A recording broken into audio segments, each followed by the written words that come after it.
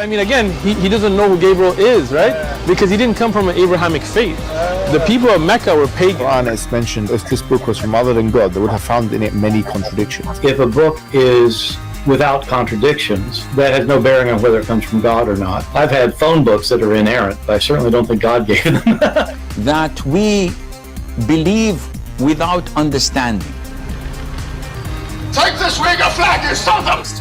That the standard narrative has holes in it. The Prophet tells us because Satan or the devil sleeps over our nostrils. Those who oversleep and not pray Fajr on time, Satan urinates in their ears. I really do think Jesus was crucified and that he really was dead and buried. He thought that he was a son of God in the sense that he was specially chosen by God. I think Jesus really did think he was going to be the Messiah, the future king of Israel. I mean, that is, after all, why they crucified him. Hello everyone, and peace of Christ all of you. Please invite your friends, and today we will continue our comedy laughing at Muhammad.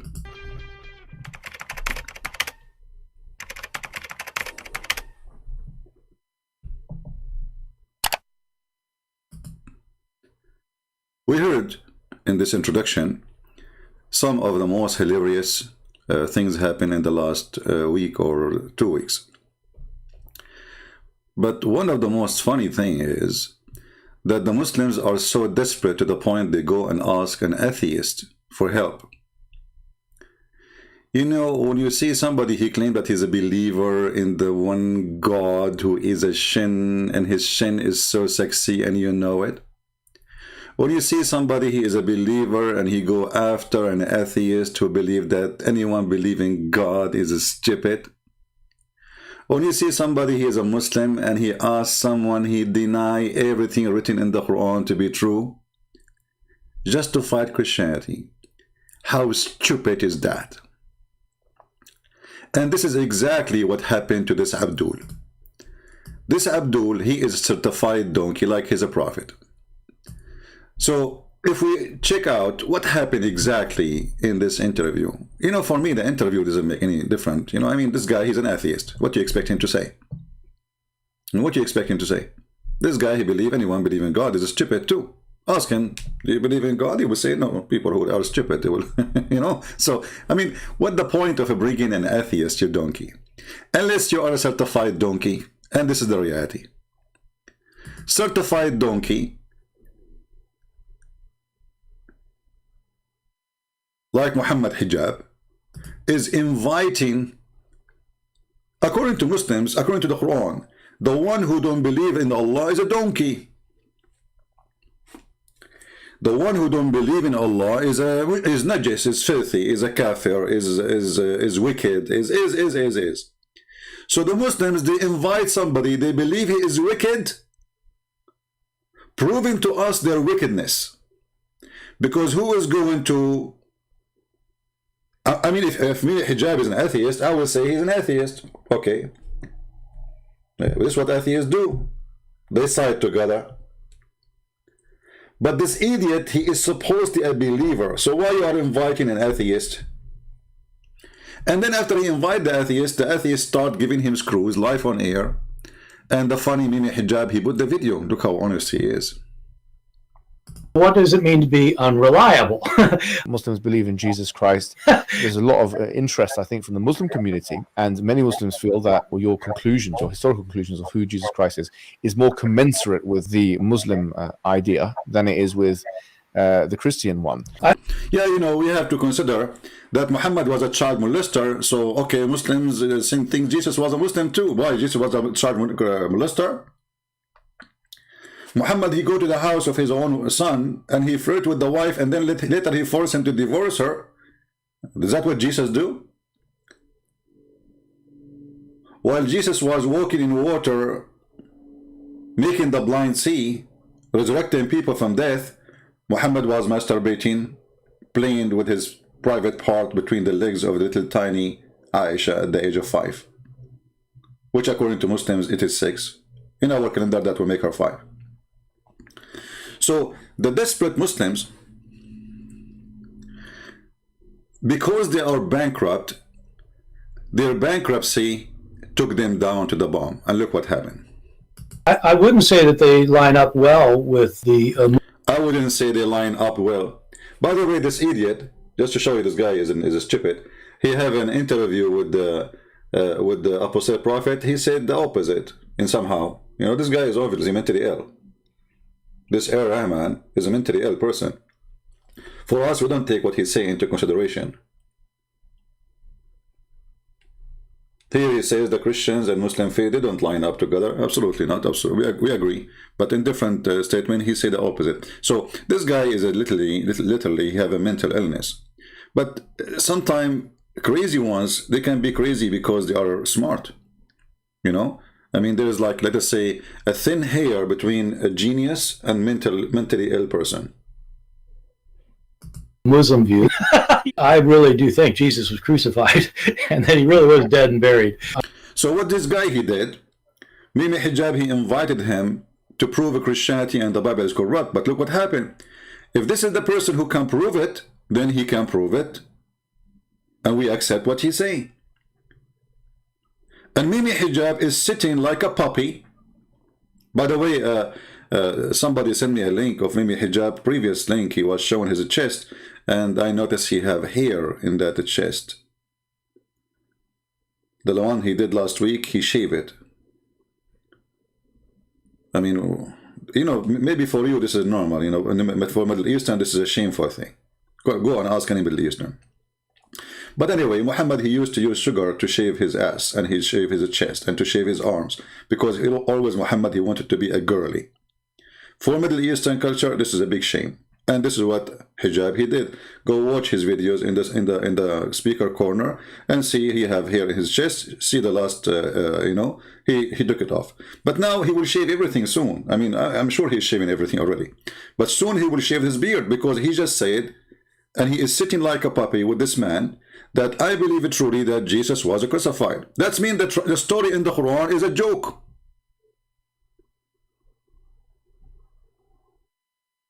I believe it truly that Jesus was crucified. And not only that, the guy, he said it clearly that the most documented event in the world, it was the crucifixion of Jesus.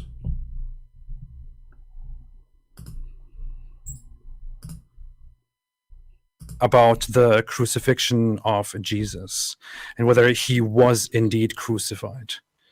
Right. I know in Islam the teaching is that he was not actually crucified. I think on a historical basis, Jesus was absolutely crucified. I think that there's Jesus was absolutely crucified. Listen, for me, I don't care what this guy is saying, but you Muslim, you invited him for interview. That's mean you are the one who take him into a big deal. So when he said Jesus absolutely was crucified, that's mean absolutely Muhammad is a fraud. And he is a son of Muta because he's born 4 years after his father's death. So when the Quran says, وَمَا صَلَبُوهُ, they crucified him not.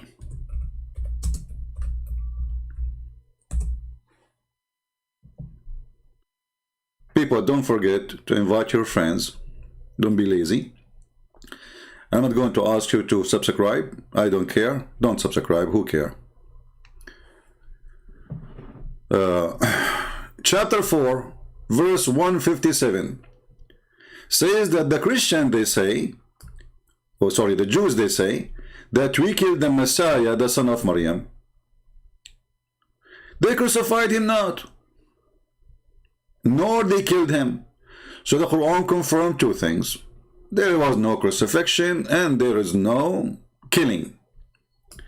Then Muhammad Hijab, the dummy, the one who shaved his chest, he liked to have a nice chest, which is nothing but full of beef. Too much beef and pig. Jesus absolutely was crucified. The one the Muslims, they take him into consideration. We don't take him into consideration. This guy is an atheist.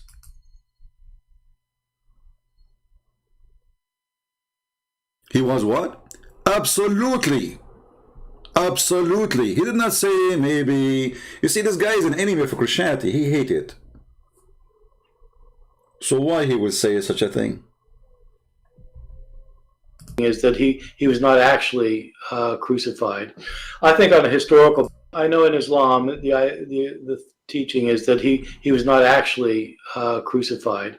I think on a historical basis, Jesus was absolutely crucified. Bingo. So Muhammad is a fraud. There's no question and there's no debate is needed, because the Muslims, they agree that this is the consultant, we can ask him. This is the one we can go back to, and the proof, they have his interview. They have article about this interview now. Imagine the Muslims, this is how silly this cult is. Those people, they have articles about it, but they will not mention in the article what this guy said. That Jesus truly was crucified. And you notice here how many hijab sitting. He is so cute and so sweet, especially when he said to him that your book is the same as the yellow pages. I'm not interested in whether Jesus was the Son of God, because I don't think there's a God. And so my understanding is that your conclusion is that Jesus Christ was a messianic prophet. Your conclusion is that Jesus Christ was a messianic prophet. You stupid idiot, donkey. This guy is an atheist. Are you donkey? I mean, somebody grabbing from his tail. In order to believe that he is a prophet anyway, he have to be not an atheist, you idiot. I mean, when the mother of this man, she gave birth to him from which location? I think he was a booger. He was a booger in the nose. You are asking an atheist.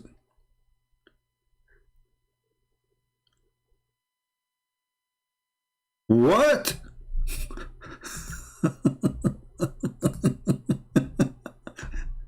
Son of God, because I don't think there's a God.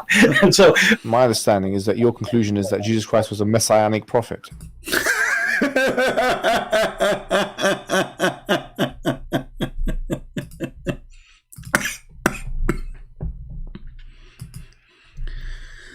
I'm going to open my Skype so we can have any Abdul. He would like to explain why Muslims, why Allah cannot find a smart person to defend him, why Allah is so desperate he got the most stupid idiot ones to present him to us. If those are the one who will defend Allah, so who is the one who will fight Allah then? Because it's a... Is the video working fine, guys? All right. Is everything fine? Because from my side it froze for a second. So, do you think that the Messiah, he thought he is a you think he was a messianic prophet?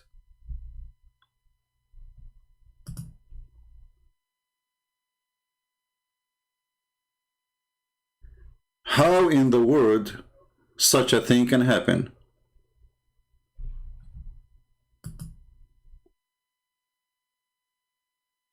Let us see if we have a problem with our connection.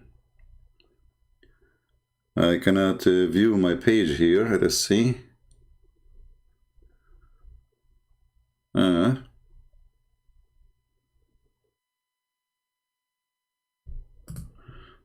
What happened to YouTube? Let us try something else.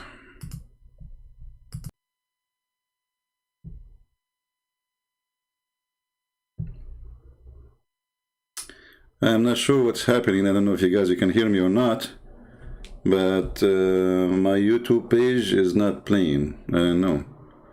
Is it working? Is it not working? What's happening? All right. Okay, now it's coming back. Let us see.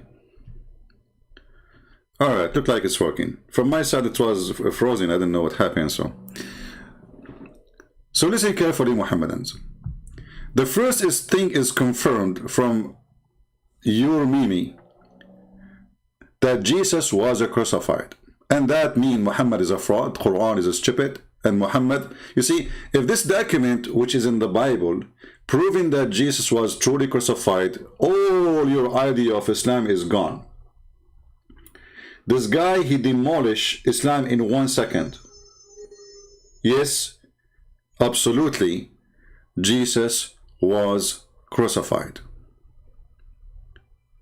Who is the one who said that? The one you brought him to the interview. For me, I will never invite this person for interview because he means nothing for me. I will invite him for a debate, but not for interview. You know, when I interview a person, it means I agree with him. That means he is the master and I am the student. This is what interview is about. You are the skilled, and we are here to ask you questions. Unless it's a job interview, then the story can be different. Somebody is hiring somebody. Are you hiring him? No. So the Muslim, they needed this person, and this person, he confirmed that Jesus absolutely was crucified. And for me, I will never interview such a person. But as long as the Muslims and even the atheists, they are interviewing him, I will have to use this interview against their own statement, because they are the one who believe that this interview is going to cause damage to Christianity. But it worked in the opposite way. The teaching is that he was not actually. I know in Islam the teaching is that he was not actually crucified. I think on a historical basis, Jesus was absolutely crucified. I think that there's, as a historian, there's almost no doubt about that. And in case your audience doesn't know, I don't identify as a Christian. I mean, I was raised a Christian, but I'm an atheist now. I'm not. I am an atheist now. In case the audience don't know. In case audience don't know. So why the Muslims are taking friends with the atheists now? Very simple. When your God is a devil, you throw him under the bus for the sake of your agenda. You have no value. You have none. Let us see this gentleman here.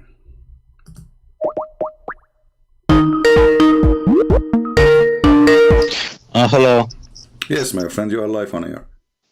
Yes, so did your historian DNA tested the likeness of Jesus that got crucified? Did who? Did your historian or atheist person DNA tested the likeness of Jesus that got crucified? DNA? DNA test, yes. Where do you want to get the DNA? Okay, so when there is no body, you can't prove it was Jesus, right? Okay, did you test the DNA for Muhammad? That doesn't change anything for us. Well, you change, because the Quran says that Muhammad, he says, when a prophet he die, the earth will not consume his body, so we should have a DNA. So if his body is not consumed, then the Quran DNA says that. No, Muhammad Quran he said that. Muhammad he said that he said nothing Quran. That's nothing Quran. I mean, my friend, your prophet. Are you saying your prophet is not to take into consideration? He is a dummy. He says things, stupid things. Here we go. This is your prophet, and this is Sahih Hadith. He says, pray for me on Friday. And today is a Friday. Let us pray to Muhammad. May Allah bless you, Muhammad. May Allah. Okay, well, they said to him, but Muhammad, you will be dead.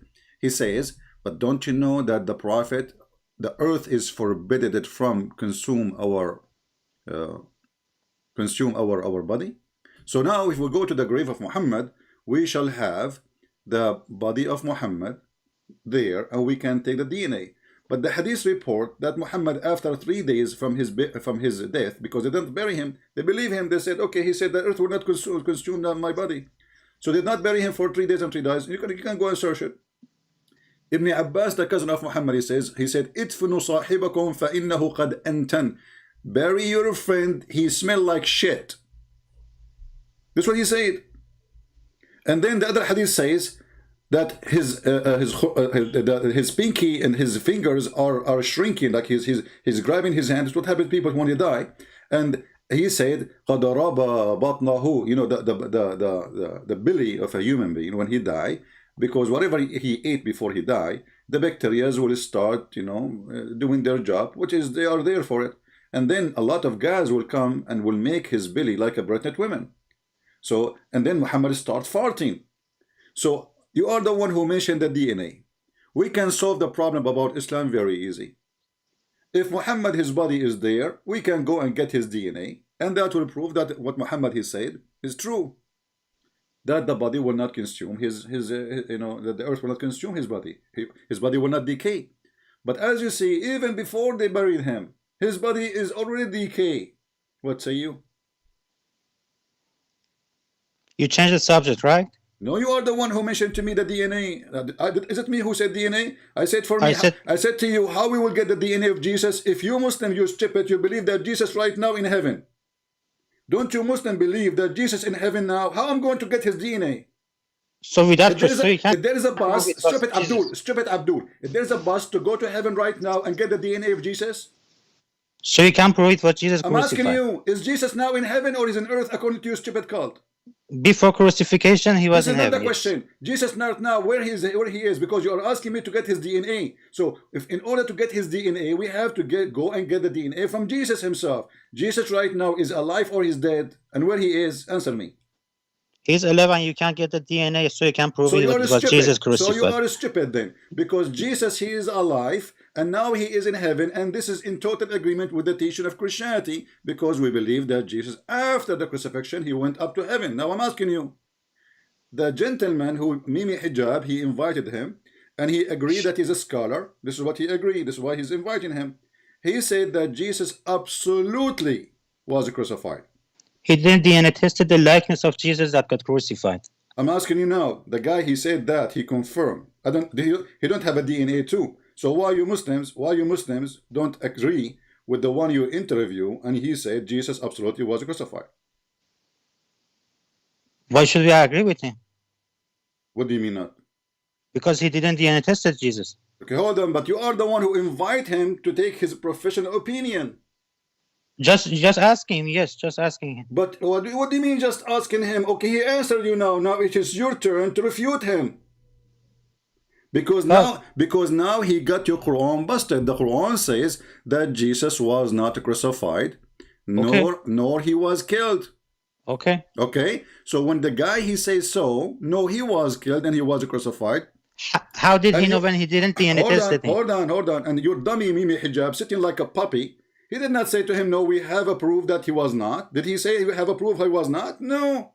The guy, he said, this is the most documented, even by non-Christians, that Jesus was crucified and he was killed and even he was buried. And then you Muslims, you sit like a puppy in front of him. You don't say, no, we have a proof. They did not say to him, the DNA. This is the most silly argument ever. Let us talk about DNA. Do you like to talk about DNA? Okay. Okay. What is the DNA? DNA should be get from the blood of the person. The blood of the person. Yes. So, okay. So now, if there is somebody have no blood, he have no DNA. But your books have recorded he was bleeding, right? I'm asking you. Are you stupid or what? Are you going to say that somebody should have saved the DNA in the floor since 2,000 years ago? Is that what you are saying? I want to know, what is your mother feeding you when you were a kid? Wasn't his blood in his tomb? I'm asking you, are you going to say that we should have his body saved for 2,000 years because you need to check his DNA? I repeat your question. I didn't get it. Repeat the good. Okay, I will repeat it for you as ZakirNaik. Brother and sister, a Muslim called me and he said to me, can we get the DNA of Jesus? Because if Jesus was crucified, we needed the DNA. Okay, now this is the answer of ZakirNaik to you, so you can understand. Are you saying that we need to save the blood of Jesus for 2,000 years so we can send the DNA? Here we go. Do you understand now? Gospel of Basilides has recorded Jesus was crucified. I'm asking you, are you saying that the Christian, they should save the blood of Jesus for 2,000 years because one day somebody will know how to examine the DNA? And you stupid idiot, let us say we get the DNA of Jesus. That will prove nothing, because all of us, we have DNA even before we die. So you are a stupid mental. No, you can't prove it was Jesus because no one can test it. Prove it? Because if Jesus, he is dead or alive, the DNA is the DNA. Nothing changed. He's a No, life it changes because it was the likeness of him, because it wasn't Jesus. That's the change. That's the change. I mean, you know, this is one of the proof that Islam is stupid, that the God of Islam, he could not find one smart person to defend his religion. Now, why you did not answer about the DNA of your prophet? Why your prophet, he lie? Saying, You changed the subject. You changed the I am subject. not, because here we go. Nobody have DNA. You are being stupid. You know why? Nobody have has a DNA. Secondly, you idiot. Secondly, Jesus is in heaven, and he is not in earth to go and find a grave and dig it, and maybe we can find something. So the Muslims believe that he is in heaven. The Christian believe he is in heaven. So your argument is even against your own belief. No, you believe that he was in the tomb. The tomb had the blood. So where is the DNA of that blood? Well, you know, Jesus, he resurrected, which means everything belonged to Jesus, go back to Jesus. So you can't prove that the blood is belongs to Jesus. Can you prove there was blood? You guys have recorded he was bleeding. I'm saying to you, can you prove that the blood did not stay there? Can you prove it? What do you mean stay here? Well, aren't you the one who wanted DNA? Okay. Okay, can you find the blood? The tomb, where is the tomb? Go to the tomb. Can you find the blood? Isn't anything there? You stupid idiot. After 2,000 years, there's anything there. So you can prove it was Jesus. Okay. So you can prove it was Jesus.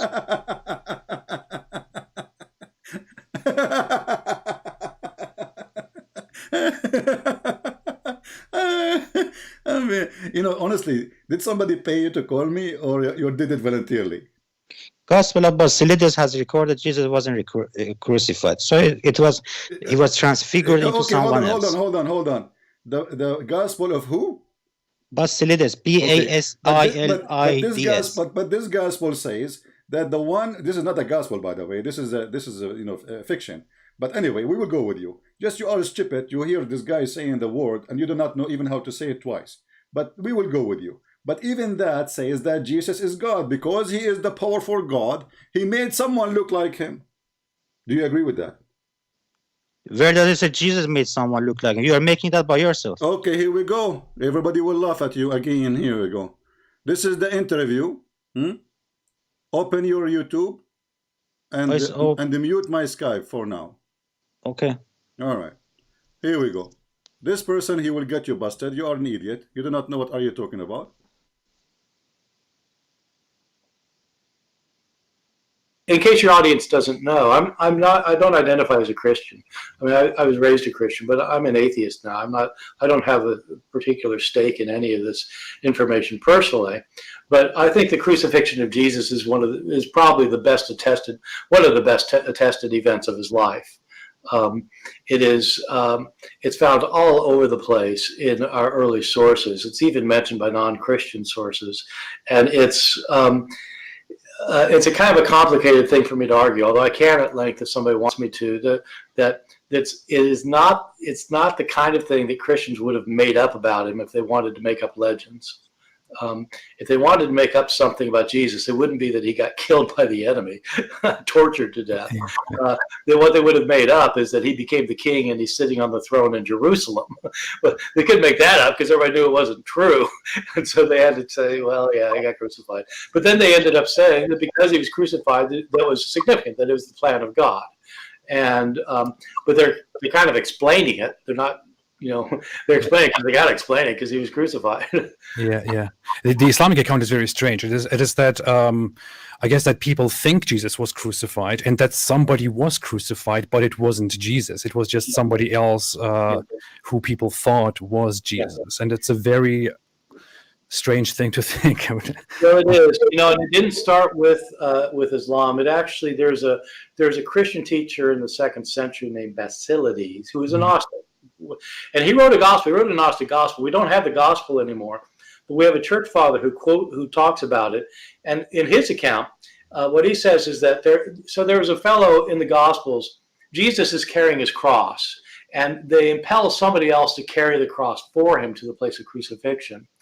And according to Basilides, what happened is this other person whose name was Simon from Cyrene, which is in North Africa, Simon Cyrene carries the cross, and when he gets there, Jesus pulls an identity switch. He's the Son of God. He can do miracles. He makes Simon of Cyrene look just like him. And then he looks just like Simon of Cyrene. And so the Romans think they're crucifying Jesus, but they're crucifying Simon, and Jesus is standing by the cross laughing. So you idiot. Unmute YouTube now. So he said because he's a son of God, he's a powerful God, he can switch identity. So even the book you are quoting for us, which is a funny book, this is a heretic, this is a false, this is why he is not, this book does not even exist. Nobody follow this idea. So even there, this person, he is saying that because Jesus is a son of God, he was able to switch identity. It's not, Hold on a second. It's not Hold Allah. It's not Allah who switched identity. Because Jesus, he is the son of God, he was able to switch identity. Your mind. He's saying because he's son of God. How did he know he was son of God according to the corrupted gospels, right? You idiot. The same gospel you are mentioning. The one you are saying this is the truth. You just told me the name. According to that book, this person, he said that Jesus, he switched identity because he's the son of God and he can do it. At all times, the title son of God was given to the righteous person of the family. Did you hear what he say? Are you deaf? He made his own, he added his own interpretation, not the word that was in there. This is what that book saying. No, that's his interpretation. We can play it again. Are you slow? He said because because was his own interpretation. Yeah. Okay, hold on. So let us go. I will go with you. So why your stupid God never mentioned this Bible? Why should mention any Bible? No, your God, he mentioned the word Injil, which means which means the book is written in Greek. And who is the one who wrote the book in Greek?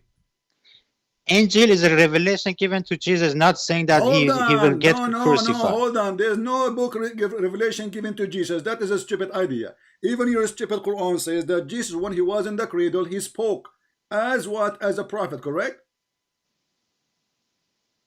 He spoke, okay. Okay, so when he got the revelation, if he spoke in the cradle, when he got the revelation, I want to know. From his birth. Before his birth or after? After. After. Prove it. Go ahead. Give me the DNA test. That is not related to this subject. No, this is related. Because Jesus is just born. He don't talk yet. And yet he is talking, saying, word of God. So Jesus did not receive revelation. Jesus is the revelation. Are you referring to our book? Some of that our book is true, right? I'm talking about your stupid Quran, chapter 19, verse number 29. Quran is true, right? I'm not saying it's true. It's a true joke. So don't use it as to show the I'm truth. using it against you because you are a joker. That's not against me. If it's against me, no, it's against you because if you go to court, I have a degrees in law. So when you go to the court, I saw a check written and signed by you, not by me, you idiot. So this is a book signed by you, agreed by you. So I use signed by me, you. Okay, agreed by me, okay. All right. And it says Jesus was a prophet. Did Jesus speak in the cradle? And it said Jesus was a prophet only, okay? Okay, no, hold on. You said he received revelation. I said to you when? He said by birth. Prove it. What do you mean prove it? Okay, where is Jibril who came to him and squeezed him like Muhammad? When Muhammad received revelation, a guy, his name is Jibril, appeared to him as a man. He squeezed him three times and no mayonnaise and no ketchup came. And he keeps saying to him, read. And Muhammad, the idiot, he do not understand. This is Jesus. He is just a little child, baby child. And yet, he do not need Jibril. He speaks wisdom. He speaks wisdom. Okay, look. He says, peace be upon me, the day I was born, the day I die, and the day I will be resurrected. Does it say that? This is Jesus talking. He did not say, oh, Jibril just came to me. Jibril, hey Jibril, what you're saying? Okay, I'm going to say what Jibril said to you. Can I talk? You can talk. Did he say, so peace be upon me in the day I was born, the day I die, and the day I am resurrected? That verse is about his normal life, that before judgment day he will die, and after judgment day he will rise. But he just said not peace about, he said peace on me. Peace be, okay, on him. Okay. How you can say peace on me, you idiot? He said that. No, peace have to come from God, unless he is God. Peace on me. I cannot say peace on me. I will say you can peace. I can say by myself, okay, peace on me. No, just to show that doesn't mean I am God. Just to show you how stupid you are. I'm not insulting you, by the way. I'm giving you a degree. But listen carefully. When you Muslim, you say the Prophet, peace be upon him, you are asking Allah to give him peace. Is that correct? No, that is honorification. That's honoring him. This is who is the one who will give him peace? You or Allah? That is honoring him. This is not a giving question. him You peace. need this is honoring him. Why he was a whore? He need honoring. I'm asking you now. Who is the one who will give Muhammad peace? The one word peace. Who is the one who will provide peace to Muhammad? You or Allah? That's not the peace that you're talking about. We This are is not, honoring him. But first of all, there's no peace. In the Quran it says, Allahu wa malaikatahu yusalluna ala nabi, which means they pray on Muhammad. You Muslim, you lie, you say, we send that him is a blessing. blessing. Okay, so now here we go. You say, so it's a blessing. So why you say peace be upon him then, if it's a blessing? It's a blessing. So why you say peace be upon him? What's wrong with it? Okay, where do you get it from? That's for honoring him. Where do you get it from? It's from Quran. Where? Show me. Go ahead. The same verse that you said. You mean about Prophet Muhammad or This is Jesus? about Jesus. I'm talking about Muhammad. Abdul, focus with me. What did you eat? Okay, the same verse that you quoted in You know Allah. what? I will change your name. I will call you Turtle. Because you have a brain of a turtle. Don't take a selfie because it's going to take forever. Listen carefully. When you Muslim says peace be upon him, speaking about Muhammad, where and who is the one who told you to honor Muhammad by saying peace be upon you? And who is the one who will give Muhammad peace on him? Your mind. It's not giving him peace. It's blessings. I don't care. Who is the one? You are the one who said peace be upon him a second ago. Now it's not the blessing. It's not peace. It's blessing. Turtle. Listen carefully. Focus with me. So don't stop shaking. Listen. When you say peace be upon Muhammad. Okay, right? that's for honoring him. Okay. Where you get it from? Where do you get this from? It's from Quran. Where? إن الله وملائكته يصلون على النبي. But this verse is saying Muhammad, Allah and the angels praying on Muhammad, not peace be upon him. That's blessings. Okay, you're stupid. Are you stupid? The word of blessing is not peace. Are you stupid or what? I'm asking you, where we can find the word peace be upon Muhammad? You said to me, Allah wa malaikatahu yusalluna ala nabi, and you don't know even how to speak Arabic. But that verse have nothing to do with blessing. That is Allah praying on Muhammad. You can interpret that your way. We I don't am care. not. We know Even that. Mimi Hijab, he said, this is why it says pray for, not to. That's not praying. That's blessings. He said that. Are you saying Muhammad Hijab was a liar? Muhammad Hijab is a fallible person. He can make mistake. Is your prophet a person who can make mistakes? No, he's infallible. But don't refer to hadiths. Prove it. Don't refer to the poo-poo of Muhammad. The second Muhammad he talked, he is the same as Mimi Hijab. So look with me. The one you said to me, chapter 33, verse number 56, it says, Allahu wa malaikatahu yusalluna ala nabi. So Allah, he pray for Muhammad, he don't pray to Muhammad. Supposedly that make a difference, but that doesn't make any difference. The Muslim, they fabricate the answer or the meaning. They say, oh, Allah and the angels send a blessing. So I'm asking you, where is the word peace be upon him coming from? That's alayhi salam. This is not the question. I'm asking you. You said to me, this is the verse about peace be upon him. This is not peace be upon him. This is, I don't want to use bad word. Abdul, are you why you go? I want you to do this. Okay. Okay. I want you to drink camel urine 3 times. Not in my book. What?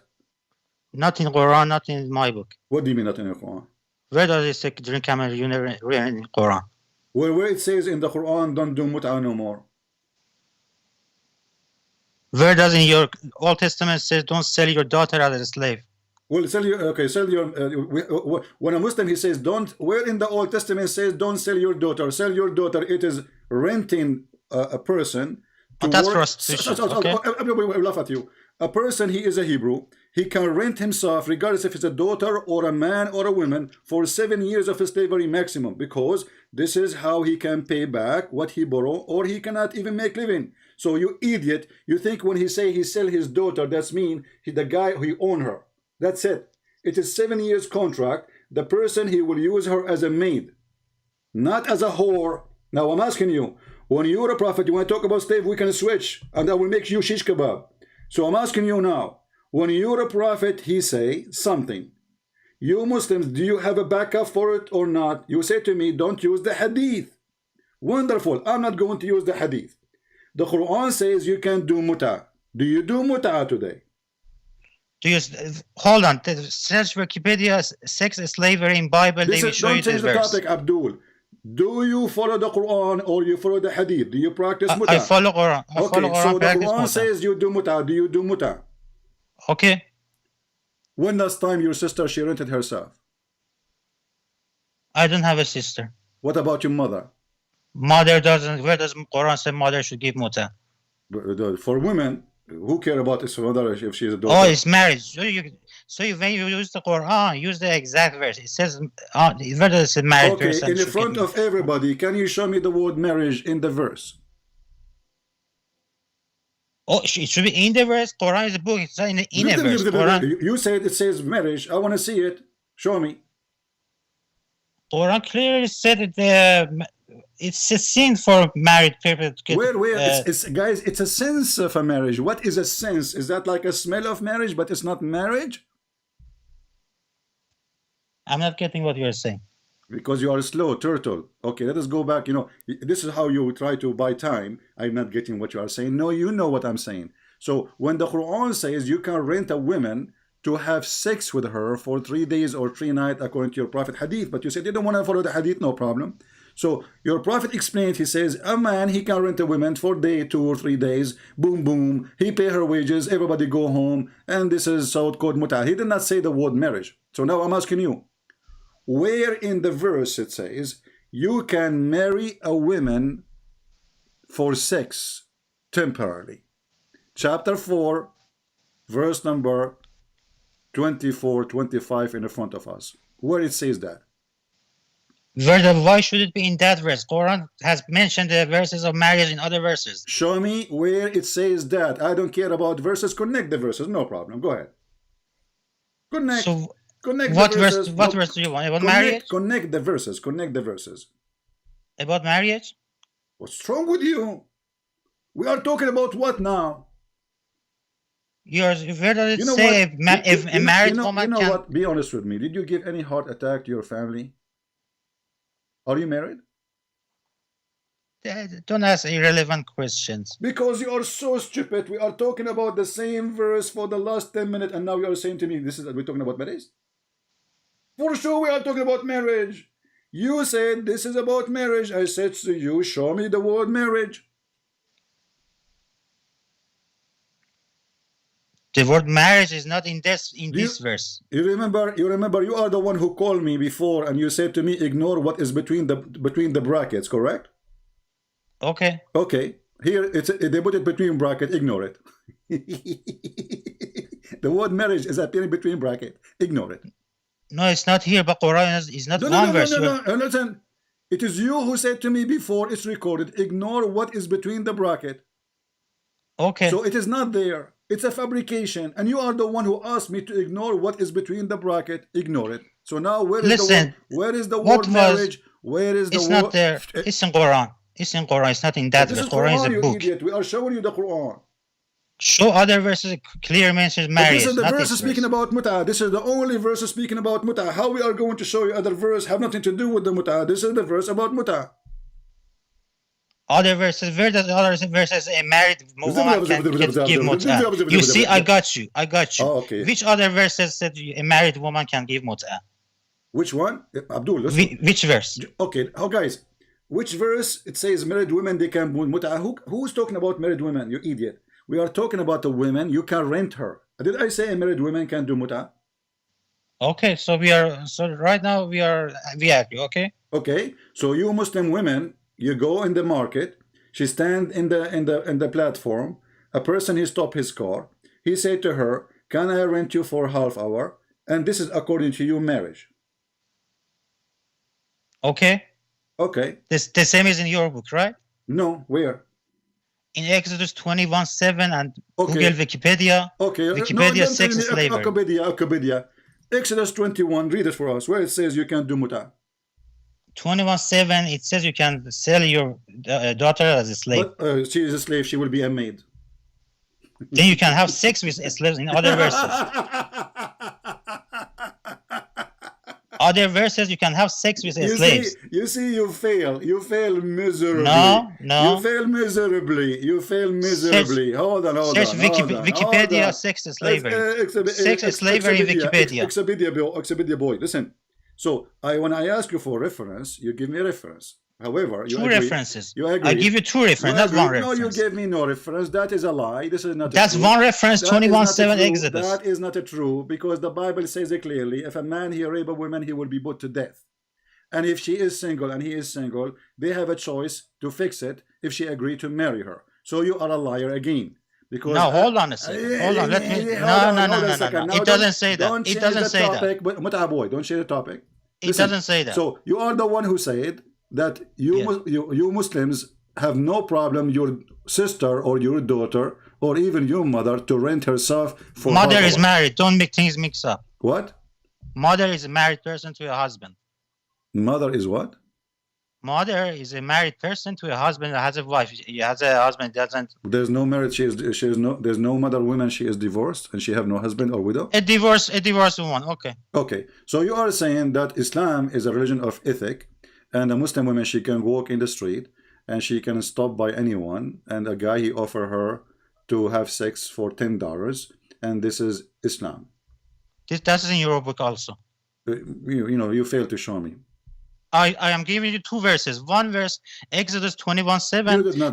You did not give me anything. The verse there. The second verse. Okay, hold on. So, if you go in the same chapter, I challenge you in front of everybody. Do you like to read Exodus 21? And the second verse also. Do you like to read the Exodus 21? And the second verse. Well, read any verse you want. Go ahead. Okay, hold on a second.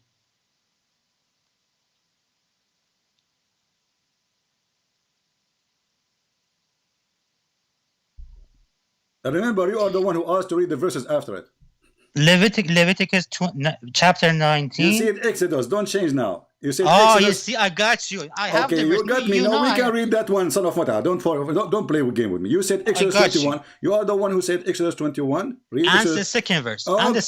Hold on. So Exodus 21 says, and if the man he married her to his son. So why you jump from that? It is you who mentioned it. So he 21:7. Yeah, 21. Yeah, 21. Read 21, 7, 8, and 9. Read it. And also Leviticus 19, 20. Okay, we can read that too. No problem. But finish what you said. You coward. You're stupid. You see, and people, they say to me, well, you need to have more patience with those Abdul. Abdul, there's no patience in the world can hold a stupid mental person who believes that his mother, it's okay for her to rent her vagina. Here we go. This is Exodus 21. And verses you mentioned to me. It says here, and if a man shall sell his daughter to me, a maid servant, not a whore. Where does it say maid servant? It says in front of you, potato. It's in front of you. It's a slave. It's a slave. You add words. I got you. And then it says, and if he have married her to his son, you are a stupid idiot. You are a certified donkey. But look what we got from you. That your mother, she can rent her vagina and you have no problem with that. My mother is married, she can't. Get lost. She will be divorced soon and she will be available. Especially when she watched this video. You see when they lie? Go and read it. It says if he married her to his son, not even to himself.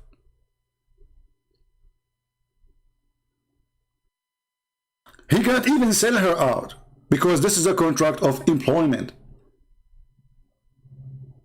People at that time, they are poor, they are desperate. There's somebody have money. So he comes to him and says, I want to be your servant. This is what slavery mean here.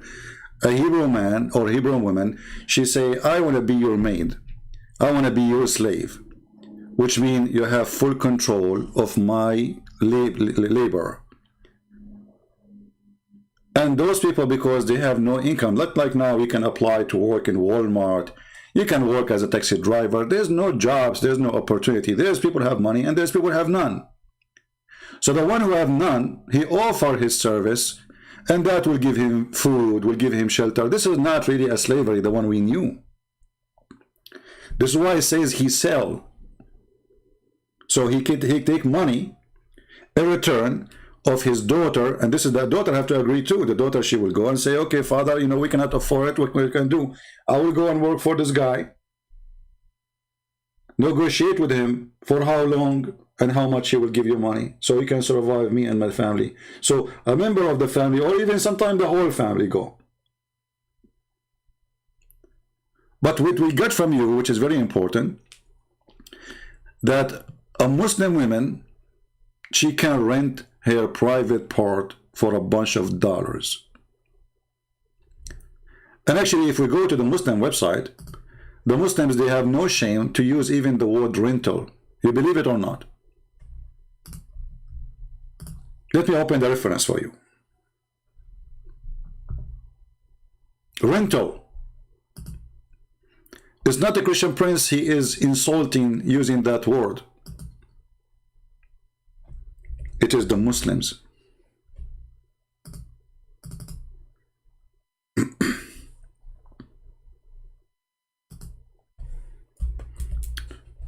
This is a Muslim website. I'll put it for you on the screen.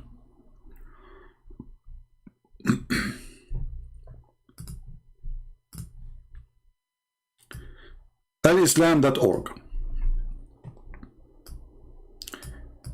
You do not need to rent to read the whole article, not to rent. Just search for the word rent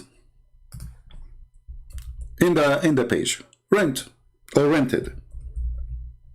Look what you will see.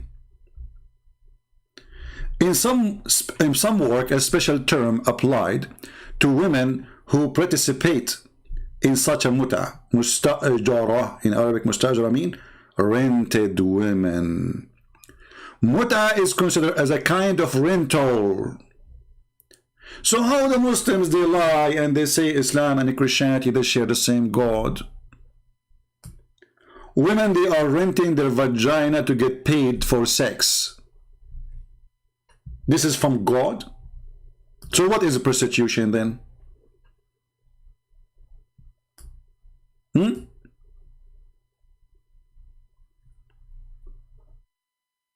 What is a prostitution? For those who they are in the chat, going out of our topic, especially females, I will block you all, one after one. Anyone is coming here for her stupidity, get lost. Some people here, they come, they have no shame. We are trying to save soul. They are worried about their lingerie. Muslims, stop thinking about your panties. Think about your head. Think about your soul. Think about your salvation. So whoever is stupid person, admins, anyone who go out of the topic, start having personal conversation, block them immediately. This is not what we are here for. This is not a chat forum for people to have hello, how you doing? This is not a coffee shop.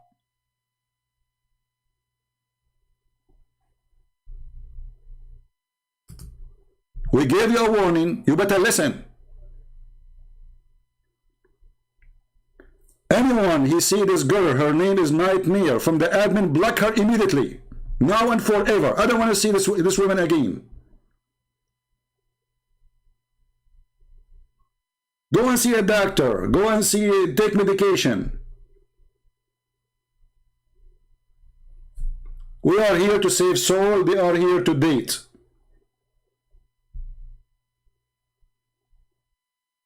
What a stupid people. I mean, we have patient first time, second time, third time. Are you a bug?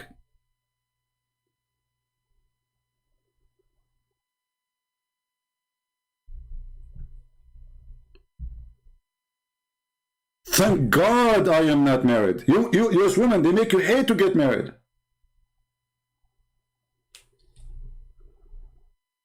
What's wrong with those people? Look what we are fighting for. And look what they are busy about.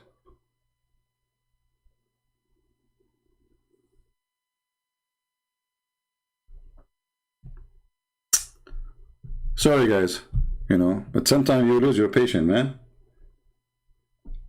And Muhammad, he have 13 of them. 13? You must be mentally ill, Muhammad. How you can handle it?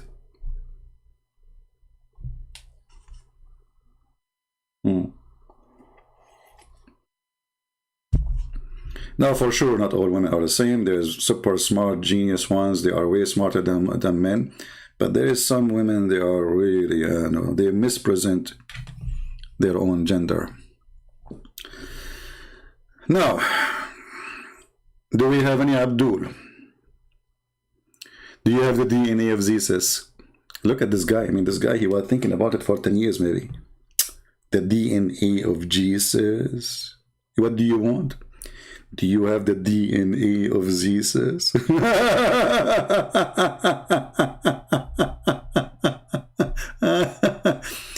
Somebody asking how different the Shia 12er understanding of jihad and jizya compared to mainstream Sunni. It's the same, my friend. You know, Ali, he burned people alive.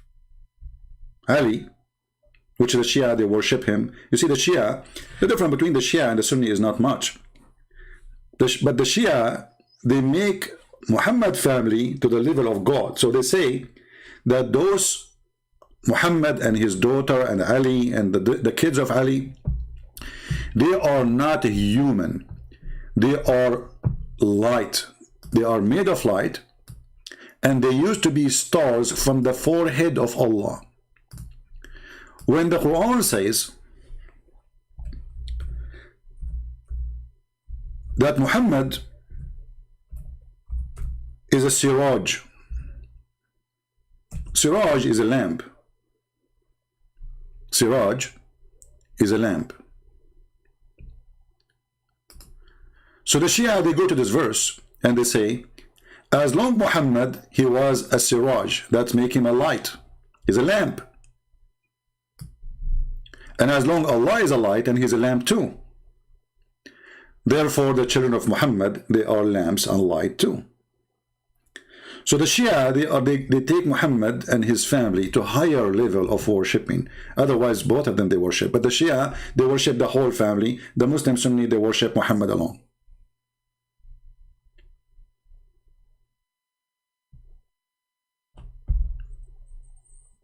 I hope I answered you. There's a person he mentioned about Al-Mahdi, you know, Al-Mahdi in the comment in the previous video. I mean, you know, the Muslims, they have their own fantasy, you know, always. Islam is a fantasy. Islam is not a reality. Everything is a fantasy. So, if I say to you, like if you ask a Muslim, who is the Mahdi? Who is the Mahdi? Who is a Muslim can answer us? They don't know. They have fiction stories. And they go so far to the point they say that the Mahdi is the grandson of Simon. His what?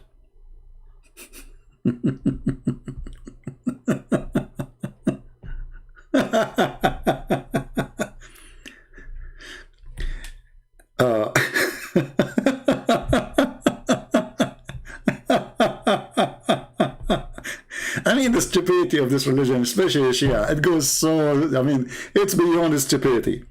So Simon, he is the grandfather of Al-Mahdi, the Imam Al-Mahdi, which the Muslims are waiting for, and he is the grandfather from the mother side.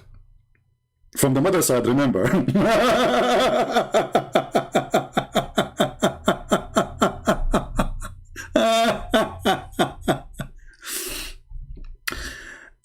Armin, Turtle, how are you doing? Go open the interpretation for this verse in the Shia books and you will see. You're an idiot.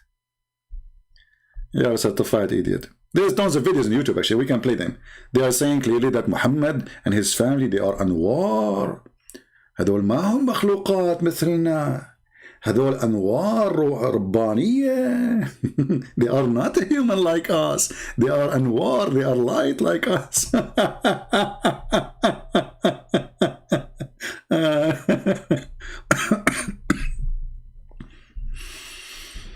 Oh boy.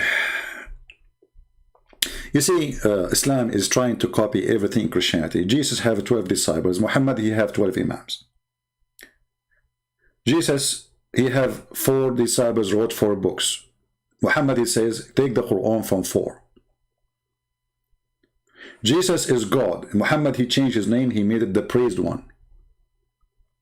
Islam is a counterfeit of a Christianity. All what Islam does, try to replace Jesus of the Christians with Muhammad, who is the praised one. The second you say he is the praised one, that means he's God, because there's no one should be praised save God. When we say we Christian, whoever believes, they say praise God, right? We don't say praise this, praise God. There's only one worthy to praise is God. So when the Muslim, they agree that their prophet, his name is Muhammad, that will not make him a prophet no more, because now he is the praised one. So who is the praised to?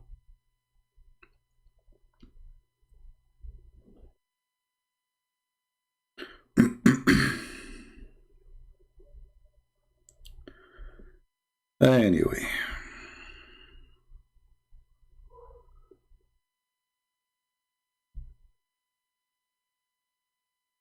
Do we have any Abdul?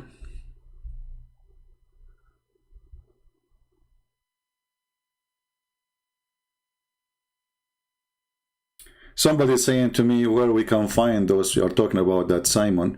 Actually, there's a book Muslims they have. Let me try to find it. But as you know, everything in Arabic. This is why it's extremely important to know Arabic in order to get access to the garbage of Islam.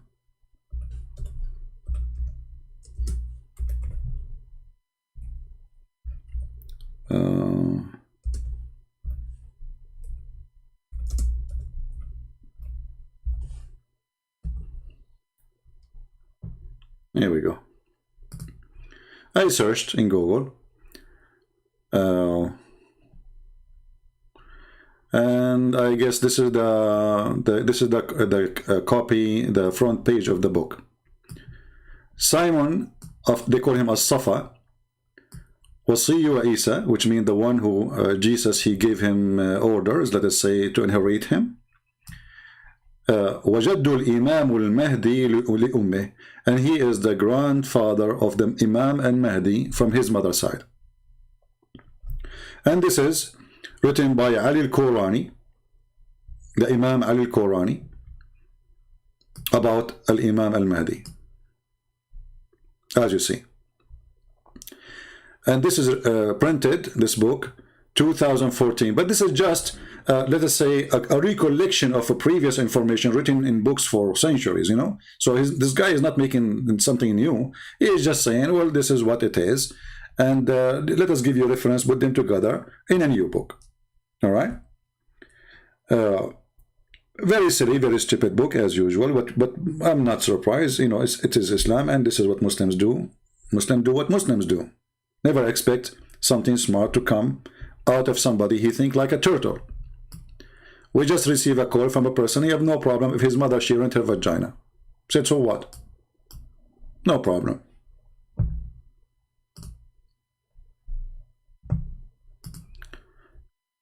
Anyone have a question? Anyway, so the title today actually is about the yellow pages. The yellow pages. You believe it or not? Mimi Hijab, he got an idiot who is really silly, and even the silly one was smarter than Allah. But how this happened? Mimi Hijab, he decided to stood a little bit and to defend the Quran because he looked horrible. So he decided to say something, to add a spice to the conversation. He thought he can make a point of intelligence. In the Quran, it's mentioned if this book was from other than God, they would have found in it many contradictions. If a book is without contradictions, that has no bearing on whether it comes from God or not. I've had phone books that are inerrant, but I certainly don't think God gave them.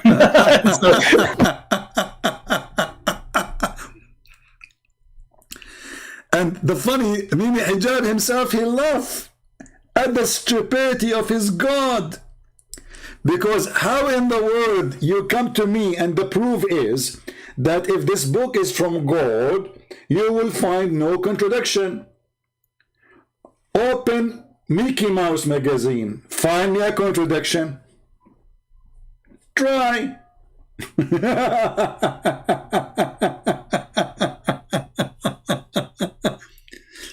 So this person, even though we believe he is really mentally ill, he's smart.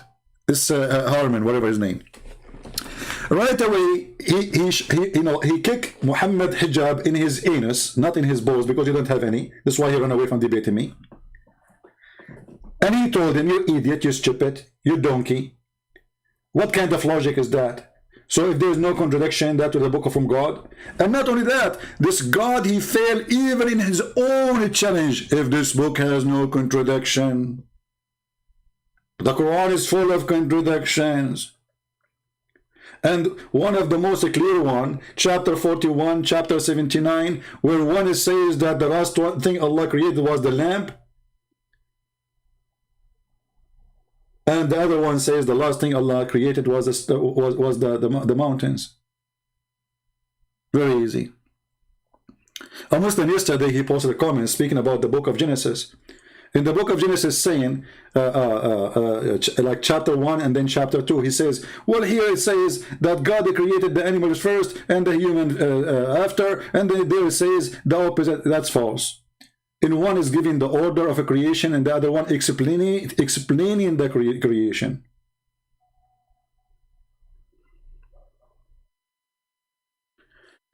Is it allowed for a Christian to fight back evil? You see, depend in the evil. As an example, if the evil is somebody, if I live in a city,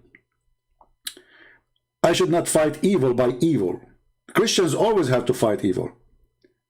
But the Bible says don't fight evil by evil. Which means, if somebody rape your wife, you don't go and rape his wife. That is evil.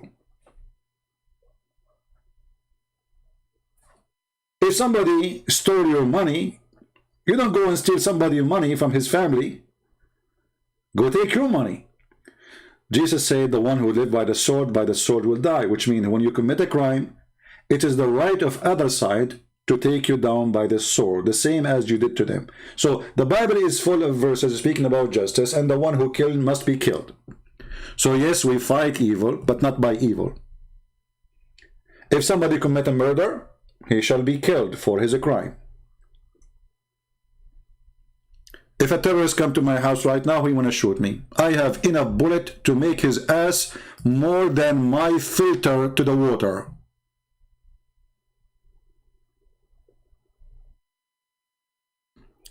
So many, they say, Christ, he said, don't resist, right? But don't take that explanation.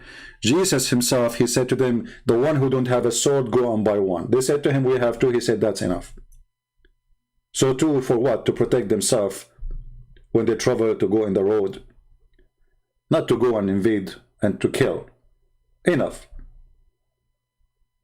You have two guns, that's enough. You do not need to have a storage of weapon, because that means you are going to war. That's not for defense no more. Abu Turab al-Harbi. Okay, Master Abu Turab, you are saying to me you are absolutely an idiot. Why you don't call me, my friend? Let us see who is the idiot. Guys, what do you think? What do you think? When you Muslims, you invite an atheist to prove Islam wrong, but the target is to prove a Christianity wrong. Who is the idiot? When you do interview to someone, he is an atheist. Are you aligning with atheism just to fight Christianity? This is who you are. This is idiot behavior.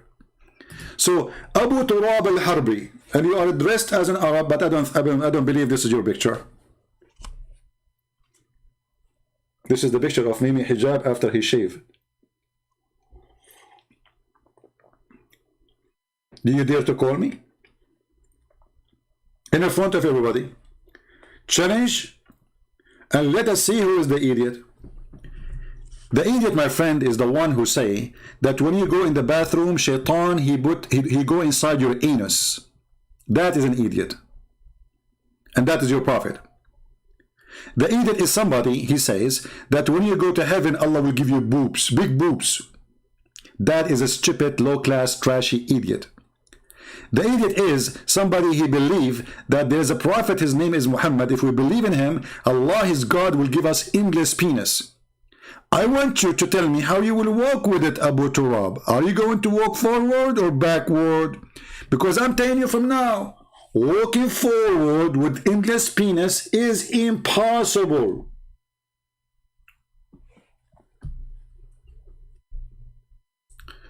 This is an Arab tribe leader? Really? This is the picture of Arab tribe leader?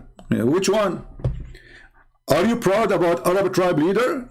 Okay, then I can say to you that the Prophet says the one who is proud about his inheritance from before Jahiliyyah, because tribal is an inheritance from Jahiliyyah, tell him to go and bite the penis of his father. Are you going to bite the penis of your father? That's your Prophet's statement. So look what happened.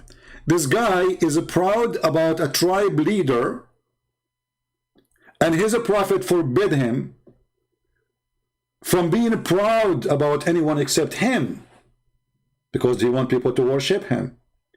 This is from the Jahiliyyah time, which means from pre-Islam, that people are proud about their tribes. Muhammad, he said, if somebody he do such a thing, tell him, go and bite the penis of your father.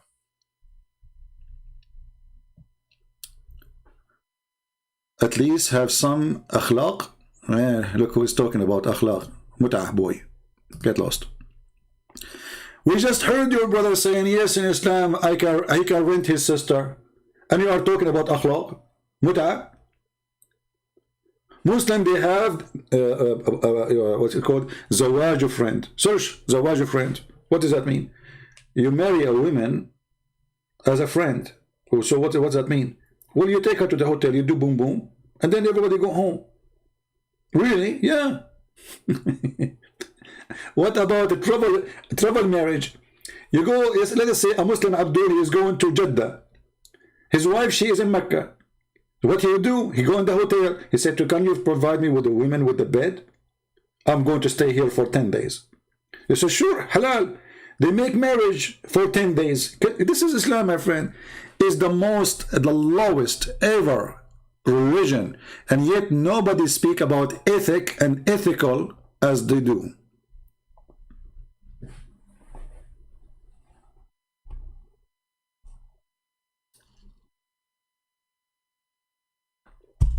Any Muslim he dare to make him square, even if you are sitting in a room, have 4 corners. Anyone?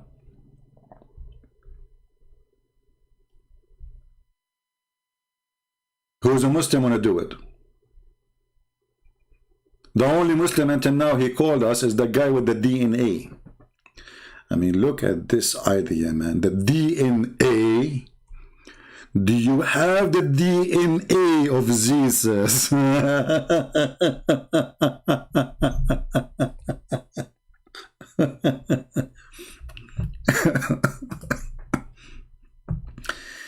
You have a brain of a turtle.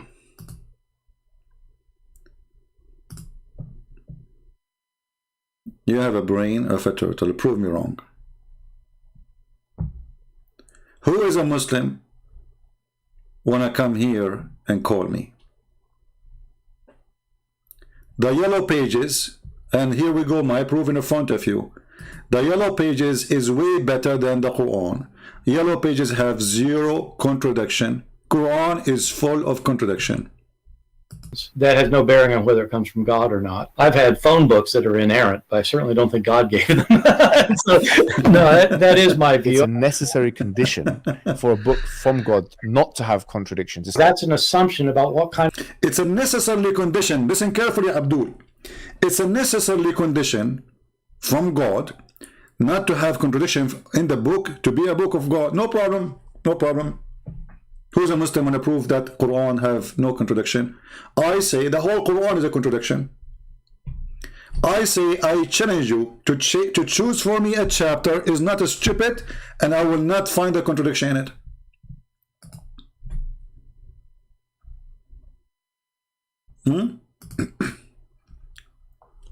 Anyone? Any Abdul? The Muslims, you know, they want to talk about the Bible, they want to talk about the Quran. Let's see this guy.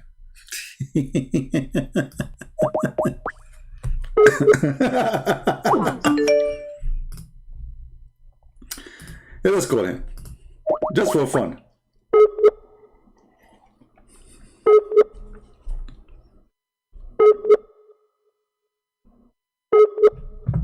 Man, your internet is not even working. Go. Ask your Allah to activate your internet. Take a hike. Who's else? Who's next? Who's next? Who is a Muslim? He agree with Muhammad Hijab, aka Allah, aka Muhammad, that Allah he put a condition that if a book is from God, should not have a contradiction. Who is a Muslim? He can call me and prove to me that this is absolutely true. The Quran have less than 10,000 contradiction. It's a necessary condition for a book from God not to have contradictions. Did you hear it, Muslims? It's a necessary condition that a book of God shall not have a contradiction. Who can activate that condition and call me?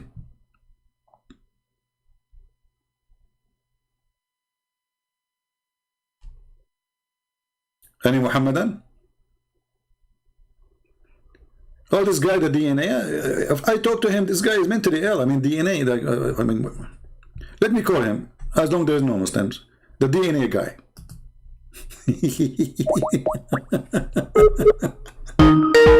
What do we say when you go bankrupt to look for your pennies, and here's our pennies now.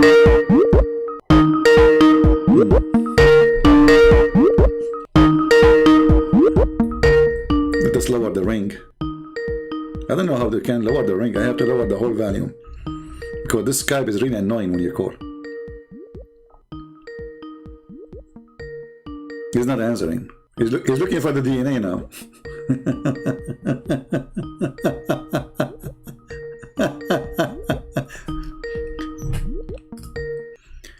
Actually, even the story about the crucifixion of Jesus proving Muhammad to be a stupid and fraud.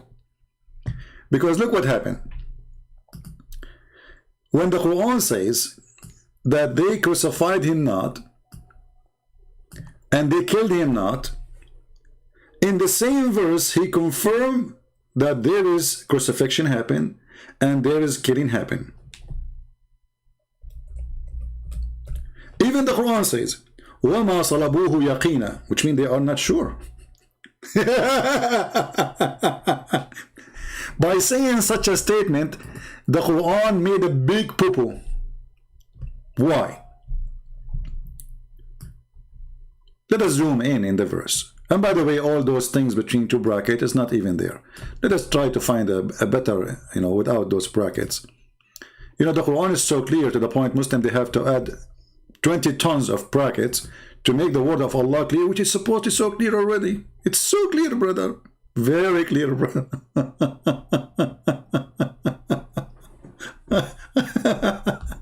Anyway, read with me.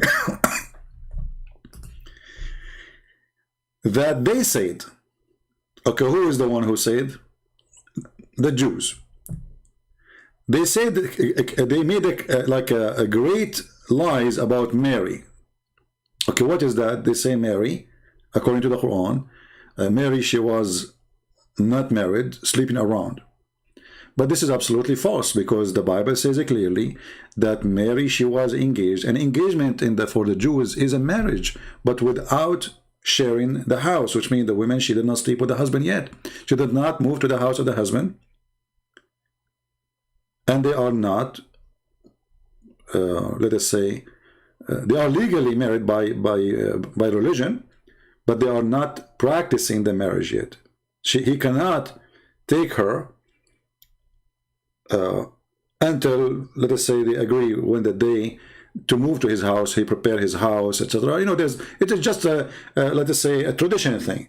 But the marriage is already, she is his wife, which means if he wanna sleep with her, he can, and he will not be accused of anything, because already she is his wife. This is what engagement is for the Jews.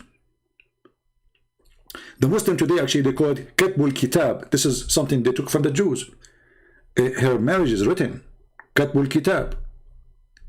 So, And this is we practice until now in our churches. They call it half marriage, which means they go and they make an engagement. But the Jewish, they go farther than that, and they say this is total marriage, which means there's no additional things need to be done. Anytime they agree to move the woman, she moved to the husband's house, she's his wife anyway. So the Jews, they never will accuse such an accusation, unless they are trying just to insult. And something they can do today, you know, no problem. But this is not based on religion. This is not based in the Jewish scriptures. And then he continues saying, and they said, we killed Jesus Christ, the son of Mary, the messenger of Allah, but they killed him not, nor certified him, but it was made appear to them. This is the DNA guy. Hey DNA, how are you? I'm good. So I received a missed call from you. I wasn't at my phone.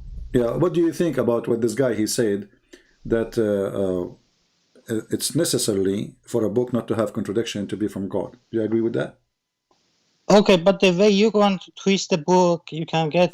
I don't want to twist you. You explain to me. What do you think? I will make a deal with you. You are the one. You will be the judge. Which one Allah created first? The stars or the mountains? Show the both verses. No, I don't care about you. You are the Muslim. I want an answer from you. Which one Allah created first, the stars or the mountains? Skies got expanded in the. I know which verse you. Oh, I got you. The other verse says skies were expanded. Thumma doesn't mean necessarily. This is not the order. question. This is not the question. Which one Allah created first, the mountains or the stars? If I give you answer, you should show the Arabic, then I will explain it to you. I will show you. Tell me what verse to show you. I will show you. No problem. Okay, stars. Show me. Tell me what verse. You are asking me. You show me the verse. Yeah, I'm asking you. You are the Muslim, not me. I'm a Christian prince. I'm not a Muslim prince. You asked me. You should show me the verse. I'm asking you which one Allah created first, the stars or the mountains? Which one? Mountains. He created the mountains first. Show me the verse. I will explain. I don't know. I'm asking you. Don't tell me. Show me. Okay, I will help you. I will help you. Chapter 2, verse number 29. What this verse is saying? Chapter. Hold on a second. You can show it? Yeah, I can. You have to pay me first. It's a secret because there's no DNA. So you couldn't prove it was Jesus, right? Mm-hmm. Yeah, we could not. Absolutely. There's no DNA. Okay. Read it for us and explain to us with your special intelligence. You can use the muta tactique if you want.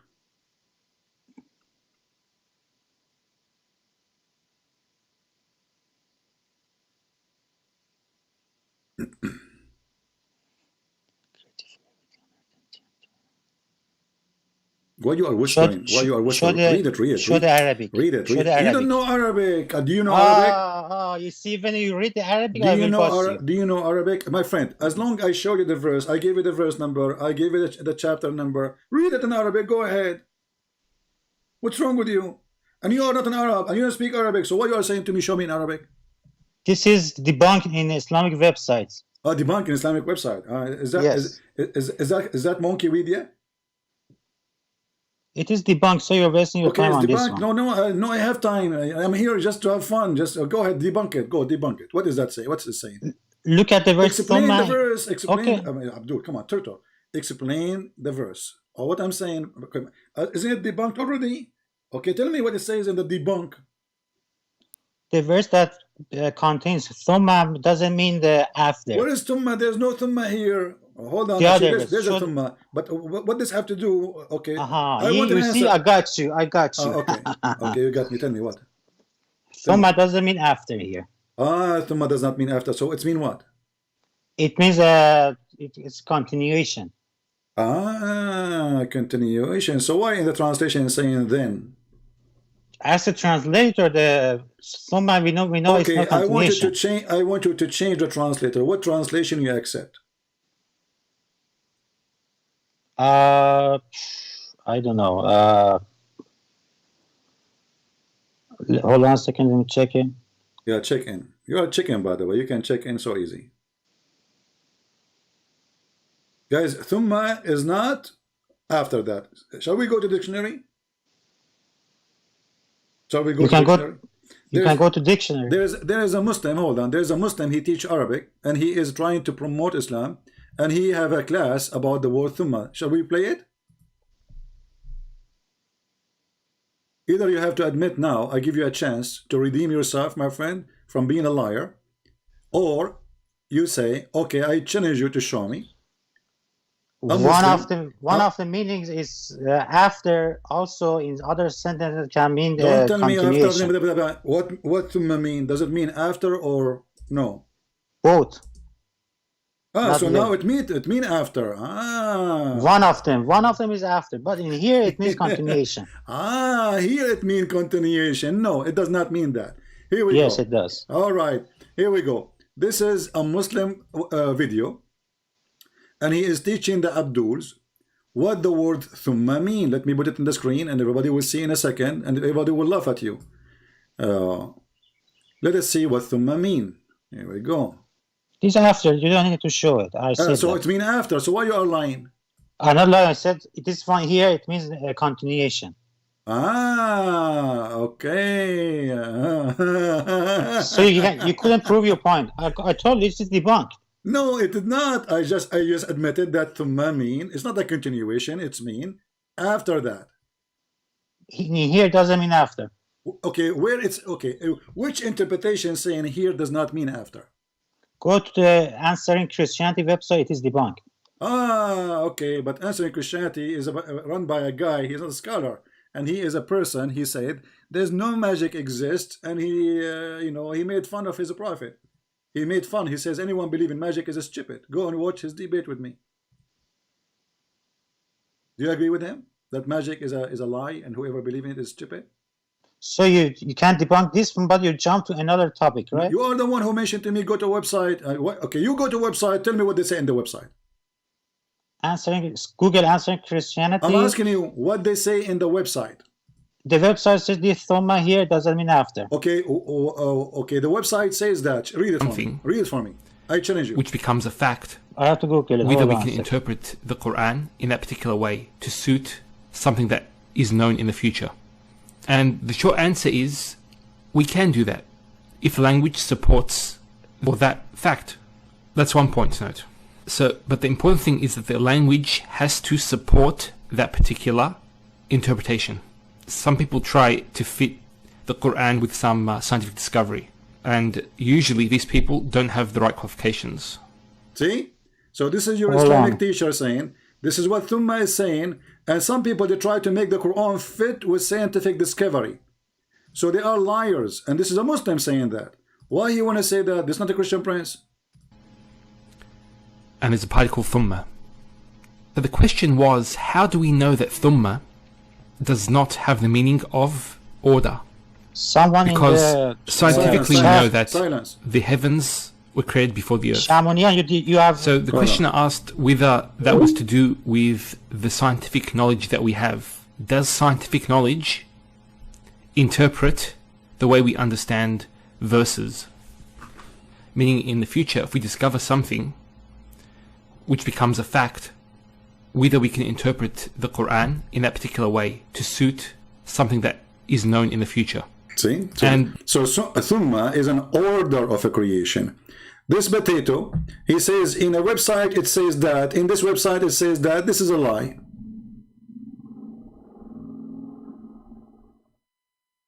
It's a lie. There's no website can say that thumma does not mean after that. Because this is what thumma mean. It's about order. Which one is done first, which one is done after. Of the particle thumma in a specific verse, and in the same context we have also the particle thumma here in this verse, which is describing the creation of the earth followed by the creation of the heavens. Did he say followed by? This is an Islamic person who is a sheikh, supposedly, who is a professional in Arabic, and he is saying those who they are trying to lie about what thumma mean. We cannot do that. Followed by. We will call this Abdul again, even though he's an idiot. But what we can do, he's the only Abdul in the stage. What we can do, guys, sorry.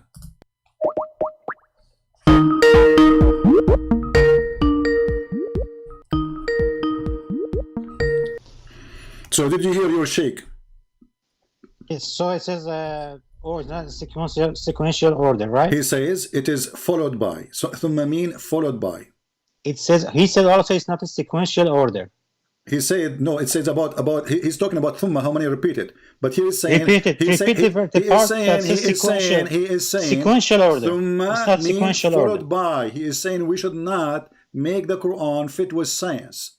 Because simply this is what it says. And thumma here mean followed by. Did he say it's followed by? And didn't he say it's not a sequential order?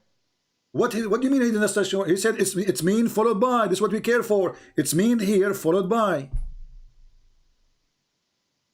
The earth was created and it was followed by. By what? By going to the sky to create the sky. So which one is first? Which one is next?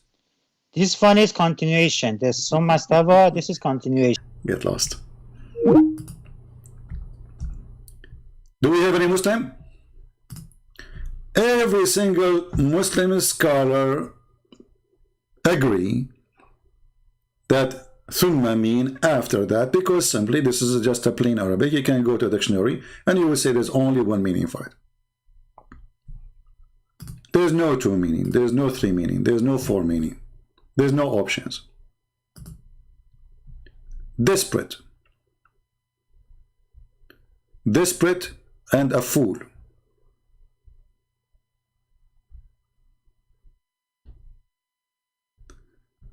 Do we have any Abdul?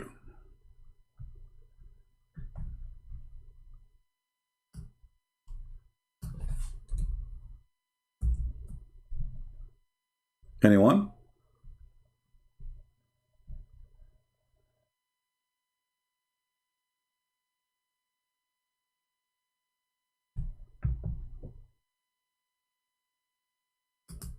Any one, any two, any half?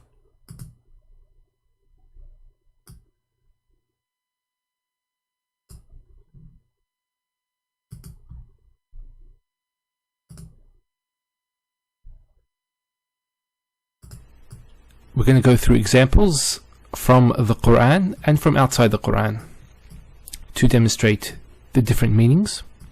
And also we're going to go into some important linguistic discussion regarding the word thumma. Okay, so thumma is a conjunction, what's known as a harf atf, and it usually indicates order. So it joins between two things and it indicates order between them and an extensive period of time. Extensive period We'll of explain time. what that means in just a second. Just prior to giving the example, we need to actually highlight the difference in the light of another. And then he showed us the verse from the Quran and he gave us the example that this is what thumma mean, that it's followed by. And by the way, it's not only followed by, it's about something happened long after, not right away. In Arabic, we use the letter fa, like just to add something happen, right away. When you use the word thumma, it's about talking about something took time to happen. Conjunction, which is the fa. So fa is a conjunction that usually indicates order as well. So they both indicate order. The difference is that thumma indicates an extensive period, while fa indicates a brief period. So when the Quran says thumma, not only is saying after that, it is indicate long time after. Long time after. So it's not just a question if it's after no or not, it is long time after. And this is the professional in Arabic, supposedly, who is using his channel to convert people to Islam.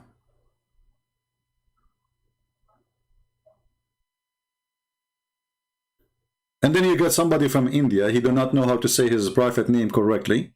He want to teach us what the word mean. And by the way, we the Arabic Christians are the best people ever who spoke Arabic and who made poet in Arabic. All the biggest famous poet men in the history of Arabia are Arab Christians. And I change any Muslim to say no.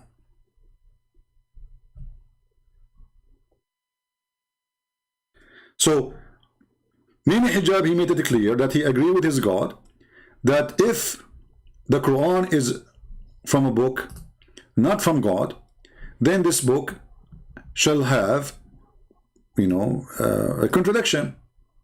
And the Quran is the book of contradiction. Every page is a book of contradiction. Not in a place, not in two places. I mean, look at this guy. He look funny. He lost his 4 teeth like Muhammad. Do you know, guys, that Muhammad, he lost his teeth? I don't know how Muhammad was reciting the Quran. The guy, he had no teeth. Somebody threw a rock at him, and then he broke all his teeth. And then, how Muslim can receive Quran from the guy when he cannot even pronounce the word correctly?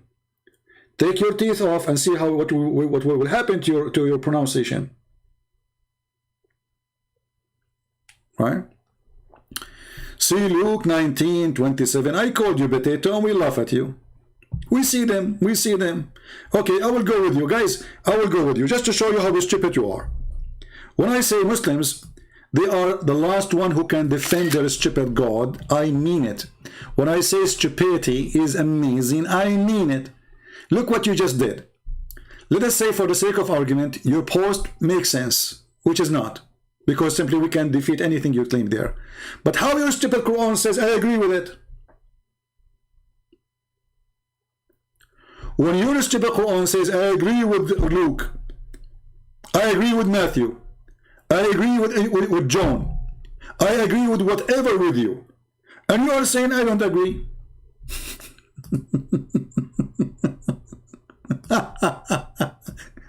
See how easy to defeat all your stupidity. مصدقا لما معهم.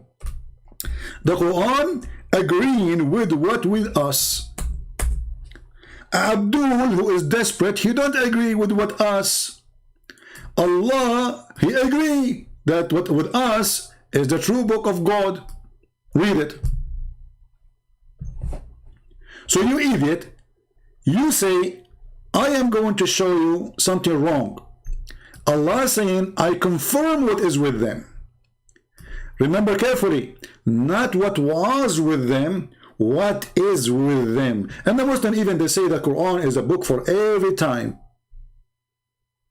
even for today. So this is 600 years after Jesus. The silly Muhammad confirm what is with us. Are you there? Are you still alive? Commercial break? You guys miss the commercial break, don't you? Commercial break.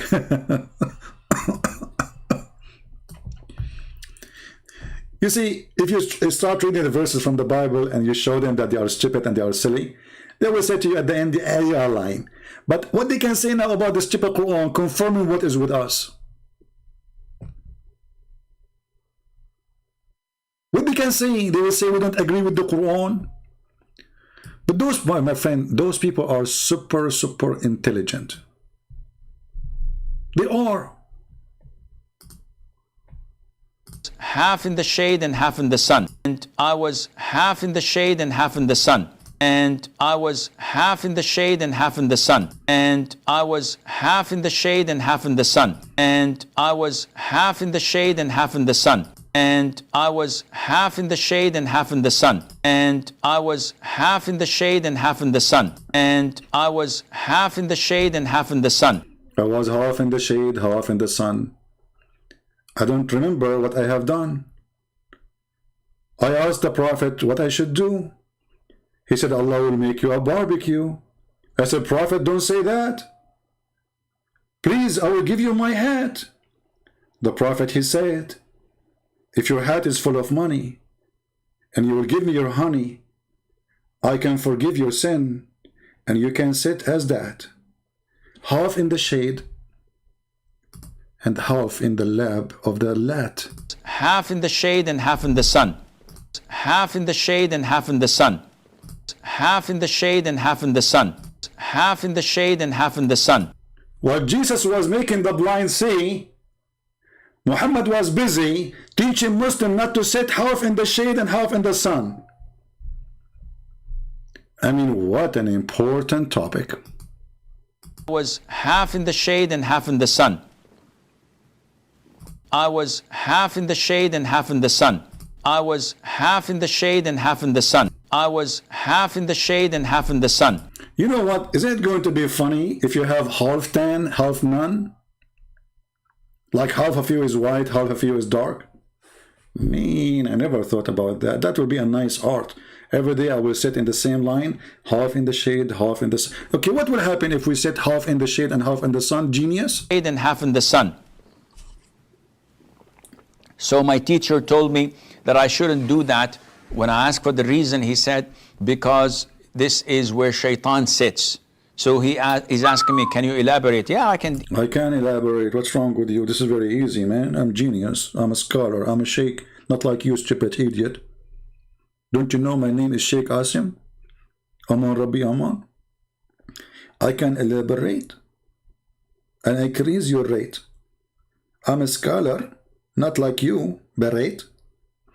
Elaborate for us, tell us more. Okay, what is the reason? Easily elaborate. Yeah? This is what the Prophet told us. Look at the explanation. Look how deep. Look how deep. He did elaborate now. The lecturer is over in 2 seconds. Yeah, the guy is asking you the question, what the problem if I sit in the sun and the shade? You say to him, I can elaborate. The Prophet said so. That's it. Okay, the Prophet said so, but why? So now he elaborates. This is the intelligence we are facing. Turtle. The turtle God, the turtle religion, the turtle penis, the God who promised you penis if you believe in him. Penis God. You cannot find better than this one. Why the Gospel of Thomas is fake? Well, Abdul, you stupid idiot. As long you are saying the Gospel of Thomas, why it is fake, why you don't approve it yourself? Just to show you how stupid you are. Do you approve it yourself? Say yes. Say yes.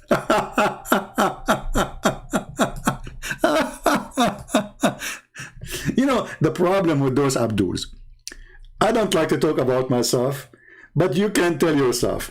They have a brain of a turtle, and you have a brain of a Christian prince. And you can imagine.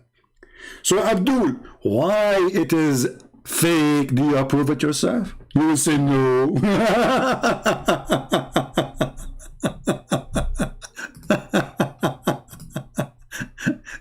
Abdul, get busy with something more important for you. Don't stay in the shade for now. Okay? Half in the sun, half in the shade, it's a problem. Because, you know, the Prophet said so. He's asking me, can you elaborate? Yeah, I can easily elaborate. Yeah. This is what the Prophet told us, alayhi salatu wasalam. Yeah. There are so many things, Yahya, yeah, that we believe without understanding.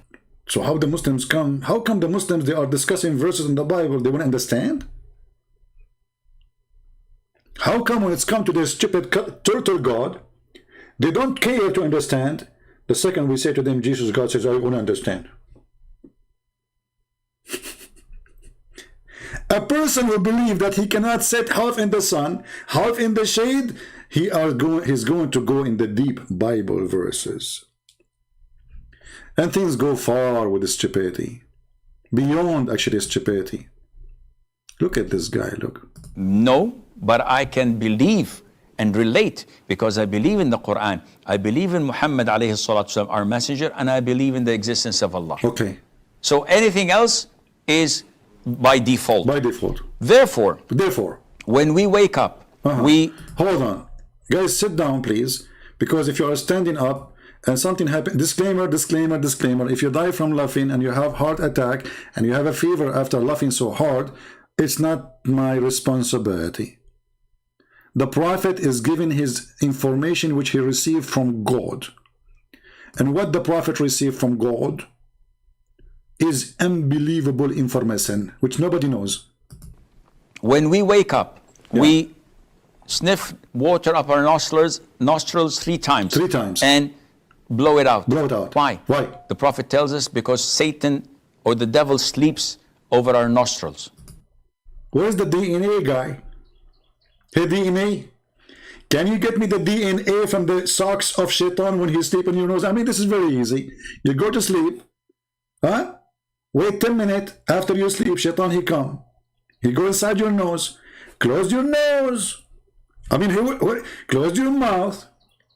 Close your nose. And don't forget to put a cork in your anus. By the way, when Muslim Sunni, when they die, they put a cork in their anus. I'm serious. They push cork inside the anus of a Muslim Sunni because supposedly they don't want Shaitan to go inside his anus. If this is not the reason, Muslim, leave your comment. Tell me why. If this is not the reason, leave your comment. You know, remember we showed you the hadith where Muhammad, he said, when you enter the bathroom, Shaitan, he enter into your anus. You know, if you don't say certain prayer, if you don't enter with the left foot, if you enter with the left foot, you become invisible. Right? Look at this, man. This is a religion. This is a true religion. This is something we should consider. Hey, you know, Jesus saying to you, love your enemy, bless those who curse you, you know, making the blind see, walking in water, you know, resurrecting people from death. I mean, this is here wisdom. Here is knowledge, my friend. Here is what you know, that this is somebody, God talking to him. This is God words.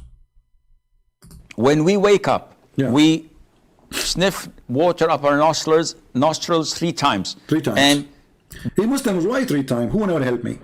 Why we have to wait 3 times? Why we cannot evacuate Shaitan by 1 order from the court? Why it have to be 3 orders? You Muslims don't believe in the Trinity. Okay, no problem. So why you have to do it 3 times?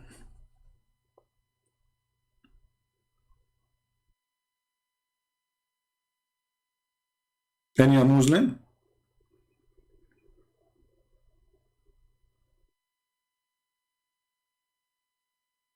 The Muslim, he have to shake his penis 3 times. He have to clean his, do ablution. He sniff his nose, his ears, wipe his face, everything 3 times. Muhammad, he have a statement, he said 3 times. Muhammad, he enter a place, he say assalamu alaikum 3 times. I mean, this guy is possessed with 3 times. Allah himself is possessed with the word 3 times.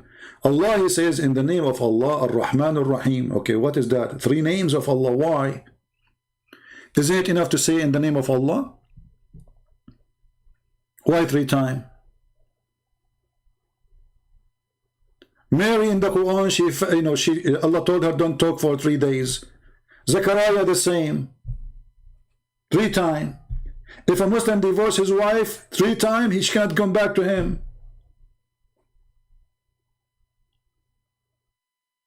Everything is 3 times in Islam. Why is that? Is that in the name of the Father, the Son, the Holy Spirit? Islam is based on 3.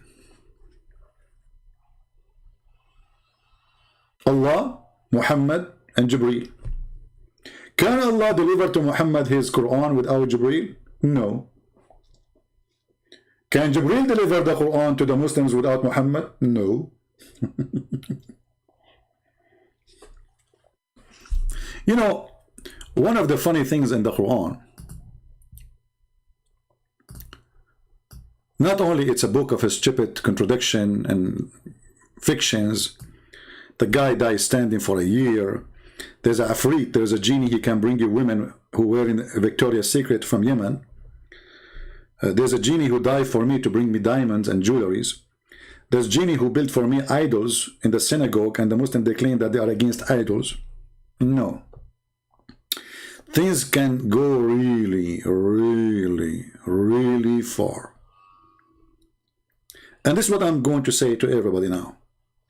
Who is a Muslim is willing to call me and make a challenge for me that he will give me a chapter in the Quran, any chapter. You have 114 chapters. You will make a challenge for me to choose a chapter and not finding stupid things and contradiction in it. Any Muslim? If there is one chapter in the Quran, it's not stupid. Just one.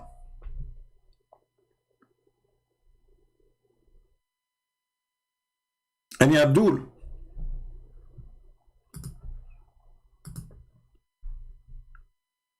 Anyone?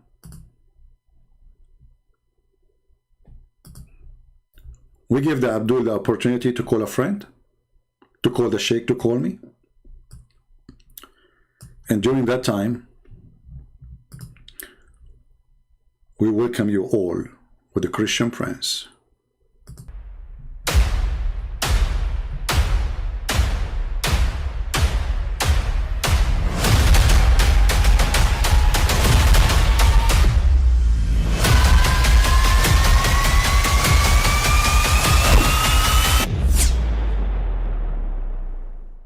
But I mean, again, he doesn't know who Gabriel is, right? Because he didn't come from an Abrahamic faith.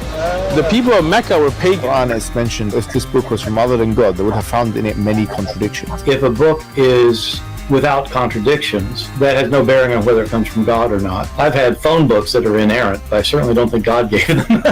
That we believe without understanding.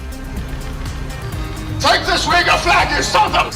That the standard narrative has holes in it. The Prophet tells us because Satan or the devil sleeps over our nostrils. Those who oversleep and not pray Fajr on time, Satan urinates in their ears. I really do think Jesus was crucified and that he really was dead and buried. He thought that he was a son of God in the sense that he was specially chosen by God. I think Jesus really did think he was going to be the Messiah, the future king of Israel. I mean, that is, after all, why they crucified him. All right, welcome everybody. We are waiting for any Abdul from the turtle kingdom of Allah to call us and prove us wrong.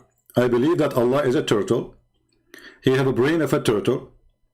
And when I say Allah, I say Muhammad, because Muhammad is the only God Muslims they have. Muhammad himself, he never spoke to Allah. He never heard even the fart of Allah. He claimed that there's a guy, he come to him, he squeezed him 3 times, no mayonnaise and no ketchup came out. And he did not even tell him what his name. We heard this guy, his name is Sheikh Uthman, saying that the angel told him, I am Jibreel. From the first time, show us Uthman, you are a liar. You are a fraud. This is why the other day, you remember, a Muslim, he called me and he says, you know, I asked him how you know about me, why you left, you know. Now, he left Islam. He called me to debate me first time to get me busted, you remember? Then he decided after that, after 2 debates, if we can call it a debate anyway, to leave Islam. And I asked him, why you came here? He said, because of Sheikh Uthman. So because of Sheikh Uthman, and he said Sheikh Uthman is a liar. Because of Sheikh Uthman, he is out of Islam. Not because of me. I mean, yes, I convinced him to leave Islam, but the first thing he noticed that Muslims are liars when they try to defend their religion. And then any decent Muslim, he will start asking himself why we are lying to the Christians if we are following the true God. Any Muslim can call me? Who is a Muslim Sheikh is willing to call me immediately? Mayday, Mayday, Mayday. We need a Muslim Sheikh who have a long beard,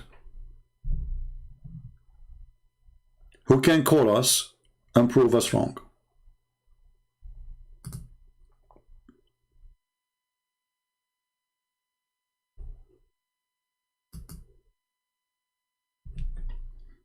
Any Abdul?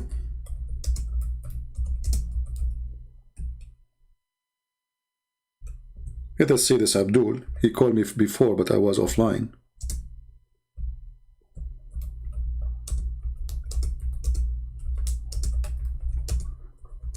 But he might be asleep, you never know, depending on his timing. So I don't want to call until he answers. Any Muslim would like to call me. I have a challenge for you. Name for me 1 verse. Sorry, one chapter Even verse, I go with it. In the Quran is not silly and stupid. It's a challenge.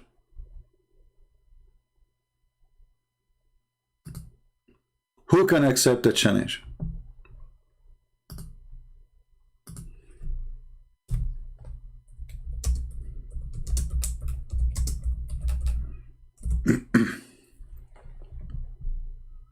Anyone?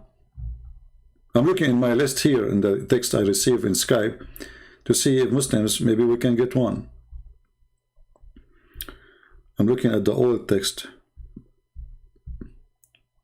Look like we have a bankruptcy now. No Muslims, no more. No Muslim believe that Muhammad is really a prophet, no more. How can you say Muhammad is spitting the moon?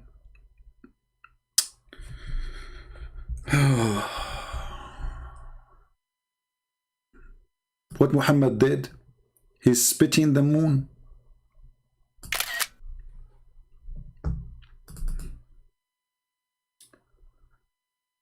Lord have mercy.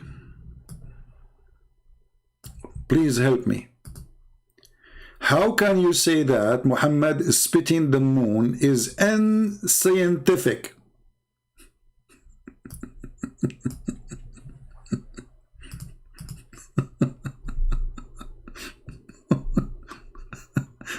Your prophet, he spit the moon? Are you sure he did not do poo with the moon? He spit it. Ah, you know what? I thought he was just doing boogers, but looked like there's moon inside. He was spitting the moon. Abdul, if I go right now to the verse, you will see nowhere it says that Muhammad did anything. Just to show you how stupid your Quran. Let us go there.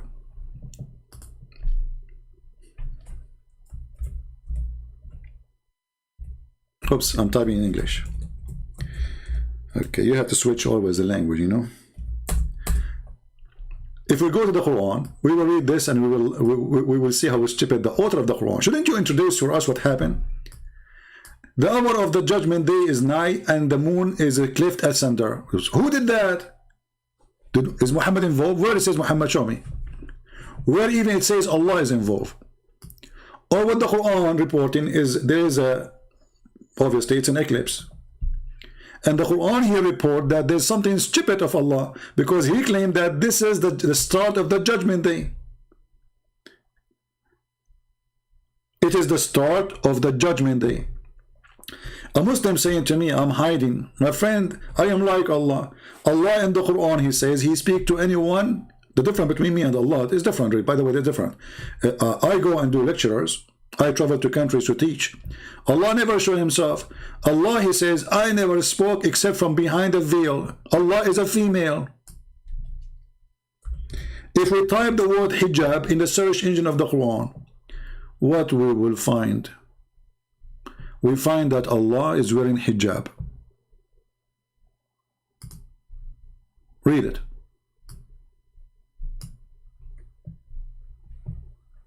Do you see it?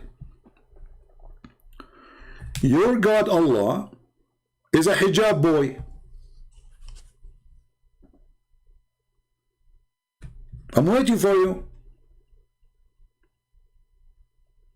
Prove to me that Allah is a male, not a female. If he is a female, why is he wearing hijab?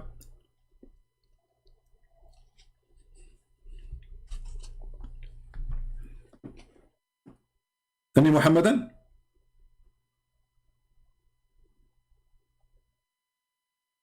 You finish, boy. This is why you see when you call somebody like Muhammad hijab is an insult. Obviously, his family, they were not like, you know, brave warrior. You know, they are feminine. This is why this guy, he shaved his chest the day before he want to go to take off his t-shirt. Go watch his previous videos. You will see he have hair in his chest. In the last video, he did TikTok video. There's no hair.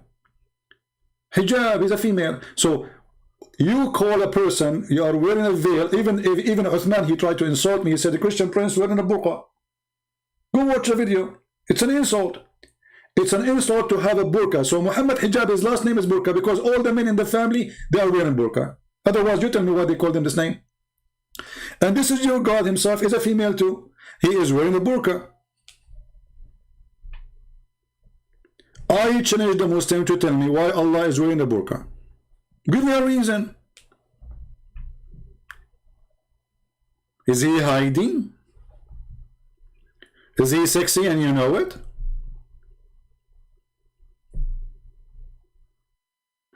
Reveal myself? What do you, okay, you are hearing my voice, can you hear Allah? And no, I reveal myself. What that will do to you? What that will do to you? You will send me your daughter to do mut'a with me? CB will never reveal himself. Silly people. Silly. I reveal myself. I spoke to the elf. He told me that Santa is a true. You made Muhammad a barbecue. And this is why I'm here to do any wish for you. It's a wonderful time. It's a Christmas time. And Muhammad, because of you, he become a barbecue. I'm here to thank you. I'm here to invite you to the North Pole to enjoy the drink with the brother Paul, because you made Muhammad a barbecue. I will go to the North Pole, and our brother Paul is waiting for me, and we will have fun. Christian Prince, Paul will say to me, Christian Prince, I cannot believe it what you say when you are alive. I say, come on, Paul, you can do better. I mean, you are the one who bust many people at that time too. He will say to me, but at that time there was no internet. Unbelievable. Any Abdul? Why you no call me? How I can call you? Erdig. Why you no call me? Look at this. I mean, this is deep. This guy, you can tell he have a lot of hashish. Why you no call me? That's something. Why you no call me? I don't know what to do with that now. I'm getting dizzy. Sometimes I have a cross eyes because my eyes go across their words and I get dizzy. Why no you no call me? You should not say my call me. You should say why you don't call him, because you are like Allah. Allah, he says, may Allah speaking, saying, may Allah forgive thee sin. Like, what the heck? May Allah, who's talking? Allah. What Allah is saying, may Allah forgive you your sin, Muhammad. What's wrong with this God? Allah making a wish? Is that a Christmas wish? Allah is asking Allah, please Allah forgive his sin. And then the other Allah says, you must be idiot. I'm not going to do so. Muslim is saying Easter is pagan. Can you call me to explain more so we can laugh? A black stone kisser. Guys, do you remember when I went to a website? Let me see if I can do it now, actually. Hold on. I'm not going to say what website because the Muslim, they will go and warn them. Hold on, let me find it.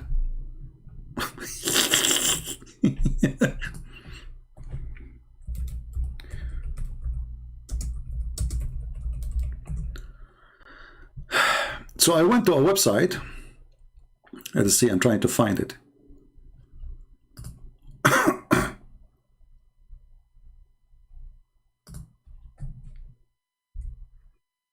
And I asked the website who their mission is to make people convert to Islam. I asked them, why the Prophet, he kissed the black stone? He said, because it's holy. I said, why it's holy? He said, because the Prophet kissed it. I'm just trying to remember which website is that. They have a chat. They have a chat, and no, there's not this one. I'm searching. Just hold on. Why the Prophet kissed the black stone? Because it's holy. And why it's holy? Because the Prophet kissed.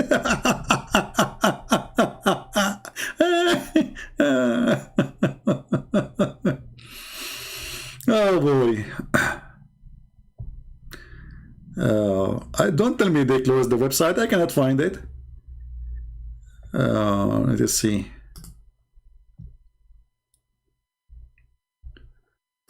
I want to know how to convert to Islam. Is that the website? Here we go. Let us see. But I don't think this is the same website. But they have a chat. Let us see. I will put it when they answer.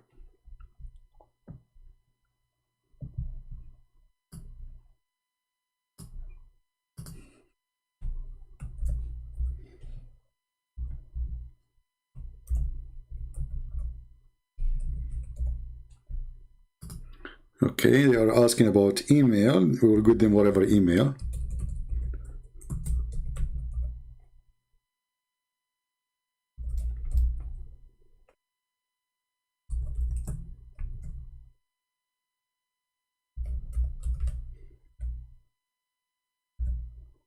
This will be fun if they answer. Let us see.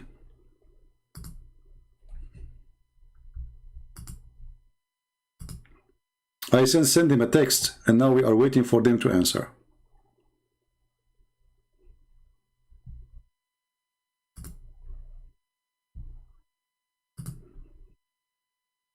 I want to know how to convert to Islam. I just said hello. And I'm waiting for them to answer. Let us see. And you will see the most hilarious, silly, stupid answers ever. Just wait for it.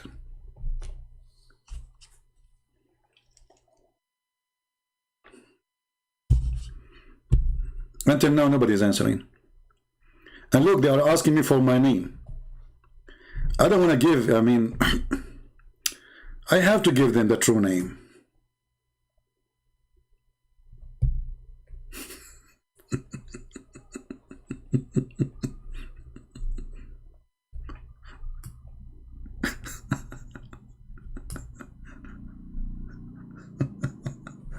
Tom and Jerry. Let us text them again.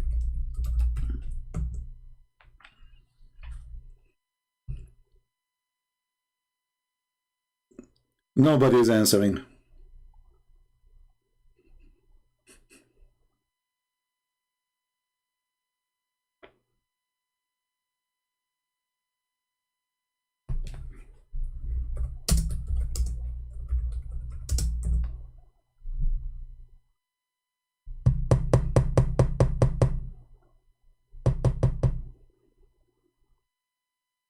Hello, you should be connected in a few minutes. Okay, we are waiting. Talk, talk, talk, talk, talk, talk. Look like somebody's gone. Sorry, we missed you. Leave a message. What? That's silly. Leave a message. Be peace on you. Help us to know why you. What are you looking? We are talking to. Okay. It says here, sorry, we missed you. We missed. Let's try a different website. What we can do. This one is turned to be a potato. Okay.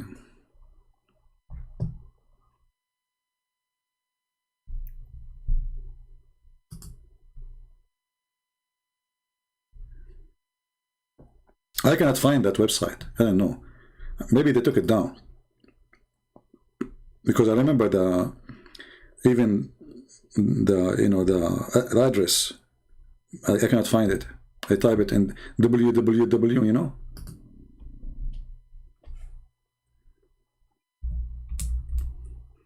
Look like the website is taken down.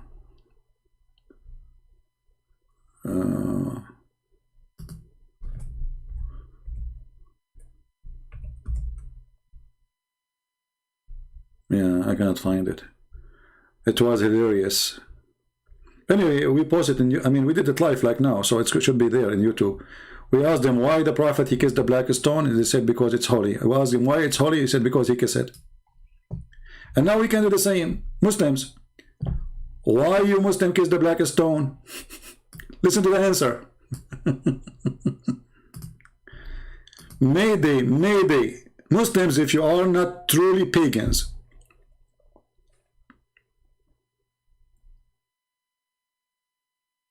explain to us why the Prophet, he kissed the black stone, which is in the shape of a vagina. Any Muhammadan?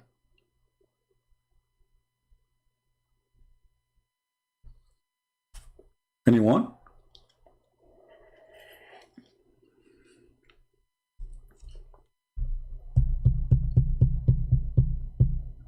Anyone? Okay, any two. You see, you say to a Muslim anyone, they get scared. Any two. Any four? Any 44?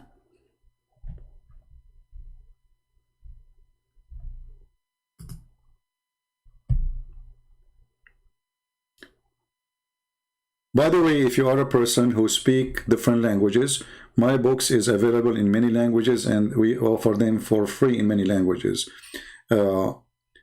We publish my book, Deception of Allah, in Chinese. So that has really made me really feel happy, because this is the first time ever any of my books translated to Chinese. And we have Section Allah now in Russian. And for sure we have my books in Indonesian language, Malaysian language, Croatian, Albanian, you name it, you know, Portuguese, Spanish, blah, blah, blah, blah, etc. So, but I never thought really we will get the day to have the books translated into to Chinese, because most of people here, they are not really, you know, Chinese. But now, by the help of one of you, amazing person, I'm very grateful to have this person, we have the book translated into the Chinese. So now, yeah, we have in French. So now, the secret du Prophet Allah, you know, the Prophet, sorry, the secret du Prophet, you can search it in Amazon. So, and actually the French translation is better than my book in English. I will tell you why. You know, the one who translated the French version, he speaks very professional. He's a professional, you know, person in French language. So my English book, it is good, but because English is not my first language, so it's not, you know, that high standard of English, you know what I mean? So the translation in French is so good.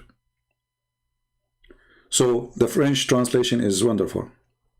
I don't know French. This is what people told me, the one who read the book, you know. They told me the translation is really good. But the important now that we have my books reaching the whole globe. I mean, who's left? China, Indonesia. If we go right now and search in Indonesia, you see that maybe #1 video Indonesian people they watch about Islam is a Christian Prince. We made the Ustad of Indonesia's the joke of everybody. Do you know that? Muslims saying, do you know that the church played to death? Hey, my friend, don't give me a stupid statement. Your prophet, he prayed to death. He believed that death is a person. Get lost. That's why Allah will slaughter death in the day of judgment. This is how silly your God. Allah will bring death and he will slaughter him, as if death is a person. Stupidity.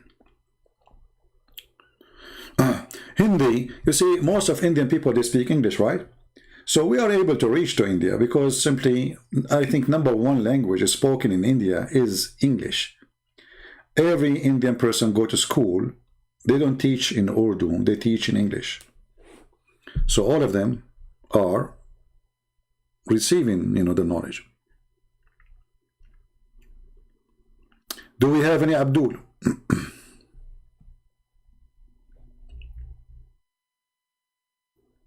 Any Abdul? Mayday, mayday.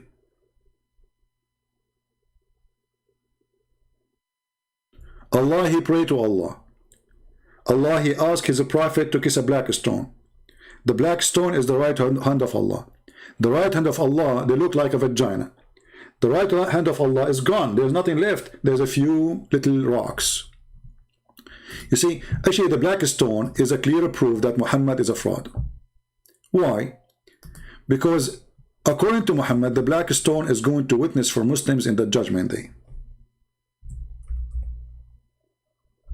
Okay, so what the problem? The problem is nothing left of it. There's nothing left of the black stone. When the Muslim, they say to you, the black stone is holy and we kiss the black stone and they have a guard to protect the black stone, the reality is there's nothing left of that stone.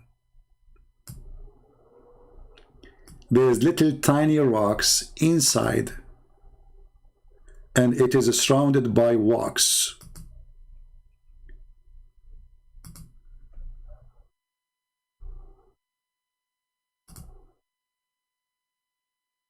Do you see it? It's surrounded by wax. There's no stones. There's little tiny rocks, and the rest, the brown you see, is just wax. So how the black stone is going to witness for the Muslims in the judgment day, and this stone is gone?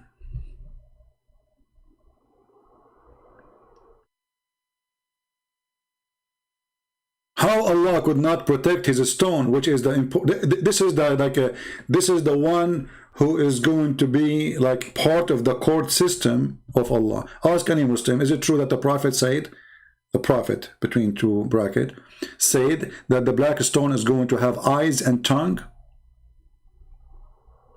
and is going to witness to Muslims? So why nothing left?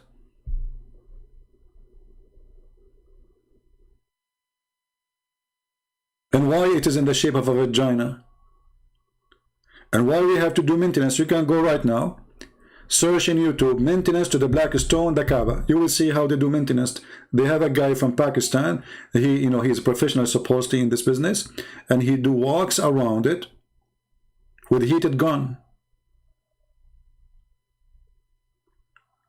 The black stone of Allah need maintenance of a guy from Pakistan. That's why they always have a guard next to the black stone, because they might pick up the little rocks from the wax. Erdogan, he have one. Erdogan is proud that they have a little rock from the black stone in the Kaaba. Look like Erdogan when he went to the Kaaba, he put his tongue there and he grabbed one like a frog. Otherwise, how Erdogan get one? He took one of those stones. Do we have any Muslim? So this is the stone you Muslim, you believe is going to witness for you in the judgment day, and Allah could not protect it?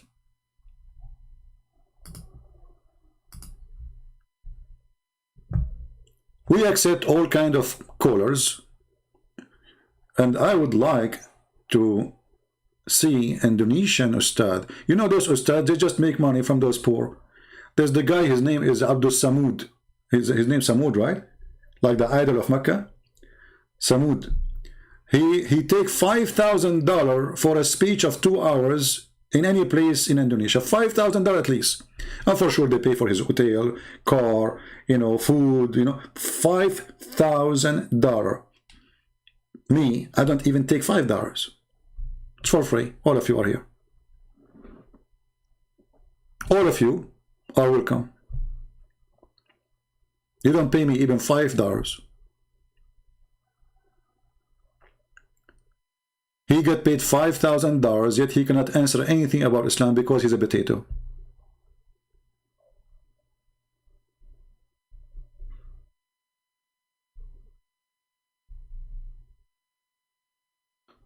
Any Abdul? The only one who tried to answer me, what's his name? I forgot. Insane or Insan?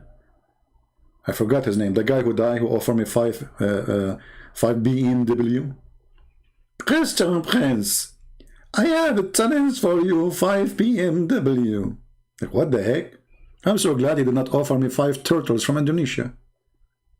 Even the offer is made in Germany. Christian Prince. Can Christian Prince answer this question? Christian Prince not only can answer the question, he can make you shish kebab, and he is the one who gave you a heart attack.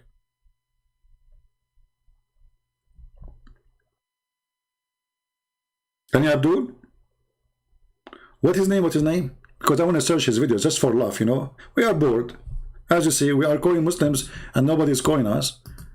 You know, where is the brave? Look, we are live on air. Nobody wanna do. Nobody dare to call. Nobody dare to call. If the one who is saying who dare to call me and he is an American, he have blue eyes, he doesn't know anything about Islam, the Muslim will be calling him all over.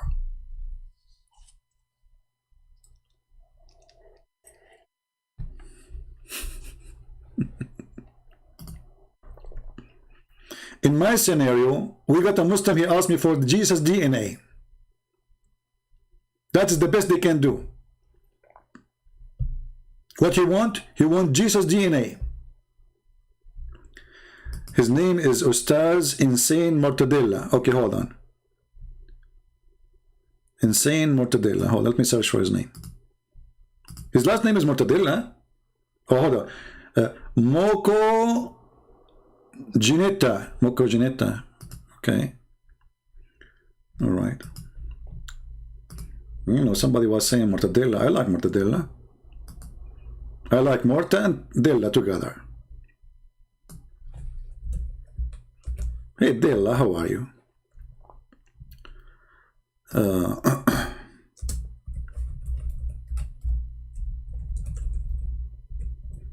Yeah, let us remember this dead guy. We know we cannot make fun of a dead person, but he was stupid. What you can do? I feel sorry for him, actually.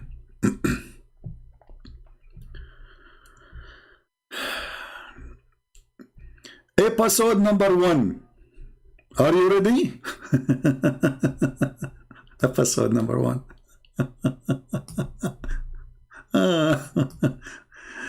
Oh man, time go fast.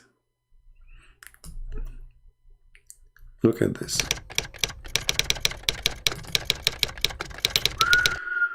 What? Hold on. Mr. Insan Makagonita, in your opinion, how can we answer a lot of blasphemies toward Islam, Quran, Prophet, Muhammad and Allah by Christian brands? Huh? So now the Muslims, they send an email for, hey Christians, I have an idea. Why you don't send an email like this to the Ustaz? Don't say you are Christian, don't lie. Just say how you can refute this guy. Can you do that, Indonesians? Say, don't you see what this guy doing? Don't you see how many Muslims leave Islam? And don't you see how many people watching his videos?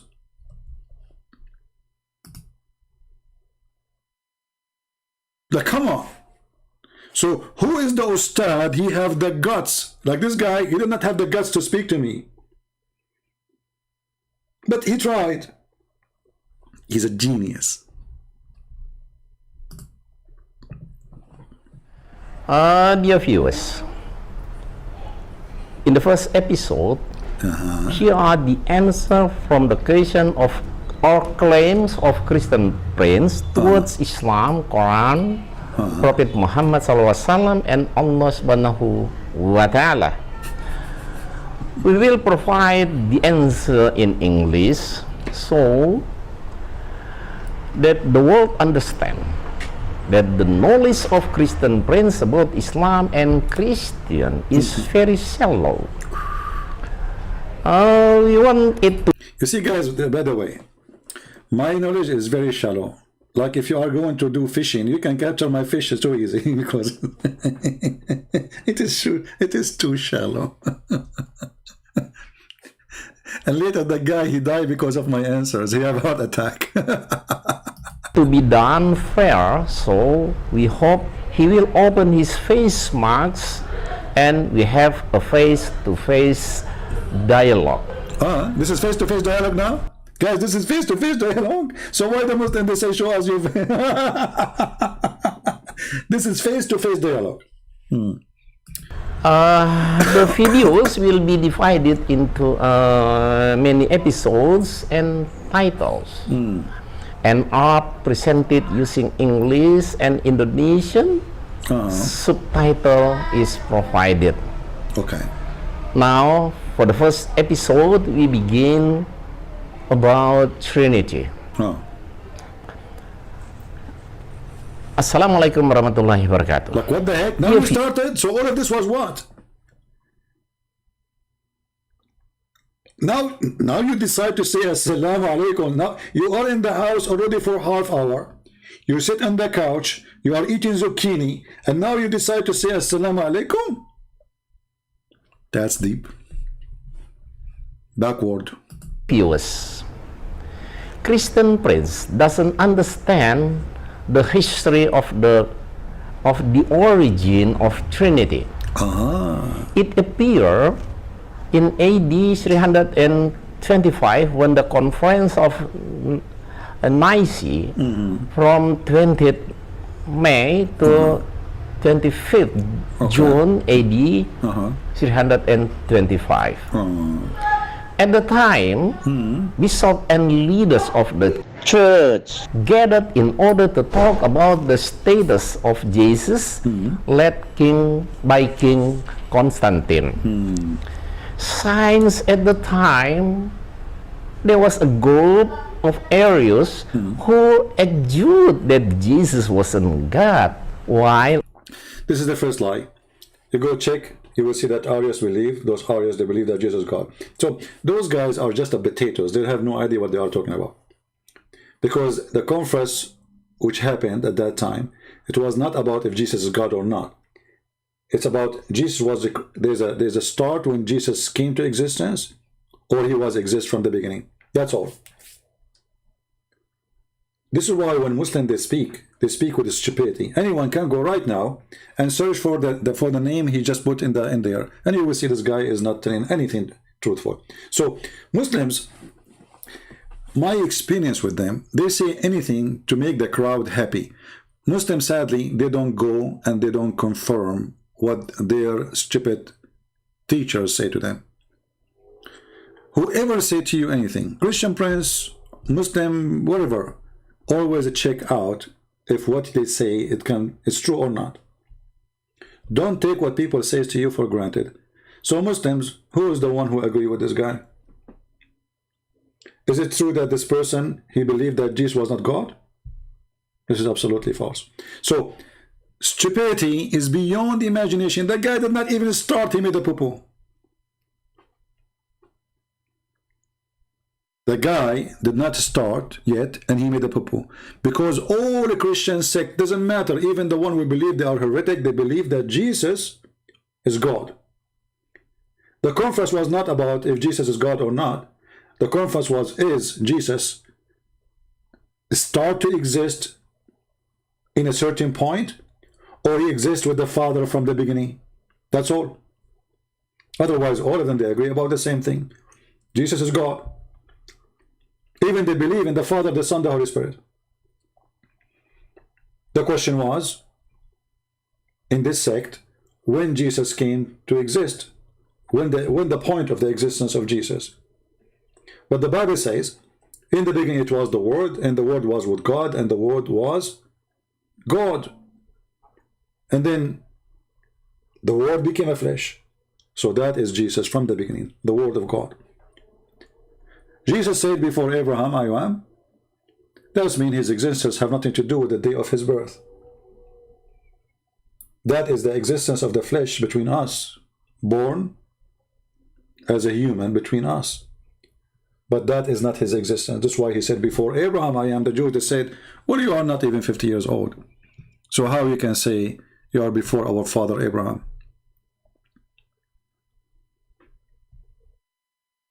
You are not even 50 years old.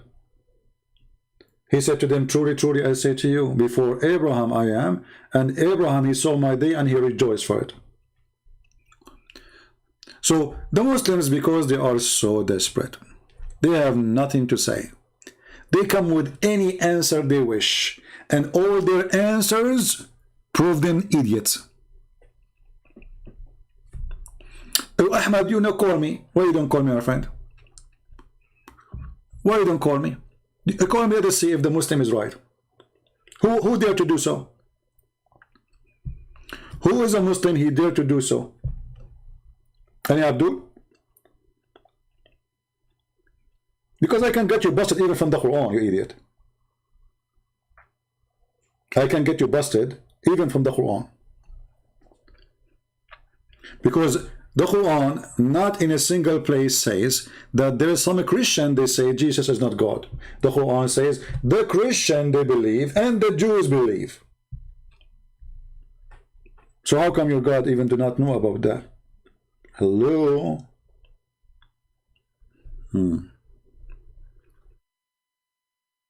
Any Abdul?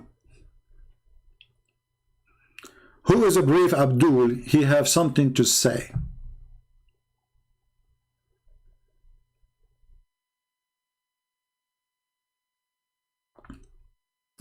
Some saying, giving the names of list, saying God has raised up CP, David Wood, Rob Christian, Osama, Dark Dog, etc., etc. My friend, some of us, sadly, they hate Muslims. You see, Mimi Hijab, nobody knows about him, but by the help of our friend David Wood, he have 500,000 subscribers. They are not debaters. Who is the one who made Uthman famous? There is some people, they don't fit for debate, and don't shy to say it. This is the truth. They want to do good, but they make the fool famous.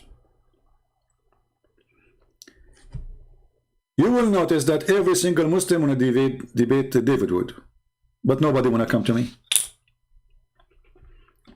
That is telling you that with David they can survive,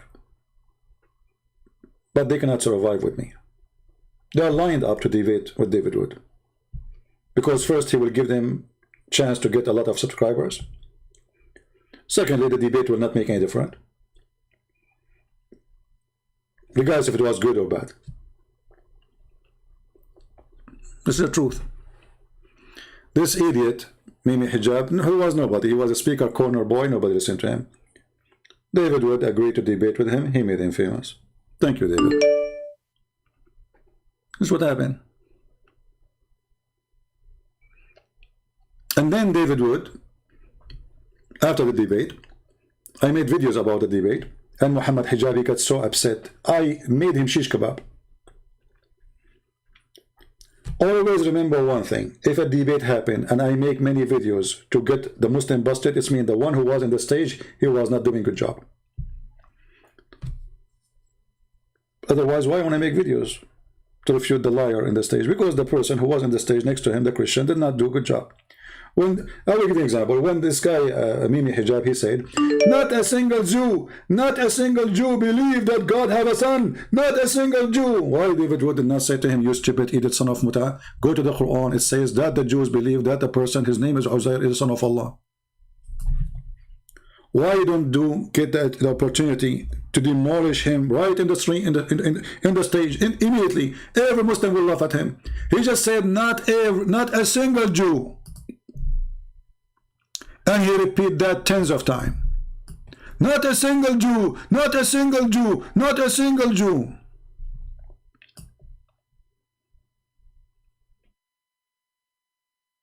It was a time to make a barbecue. He did not answer him, because he just demolished the Quran. One single verse alone is enough to demolish all his statements. The Quran says that the Christian, they believe that Jesus is son of Allah, and the Jews believe that there's a guy, his name is Uzair, not Israel, is a son of Allah. It doesn't say one Jew, it says the Jews.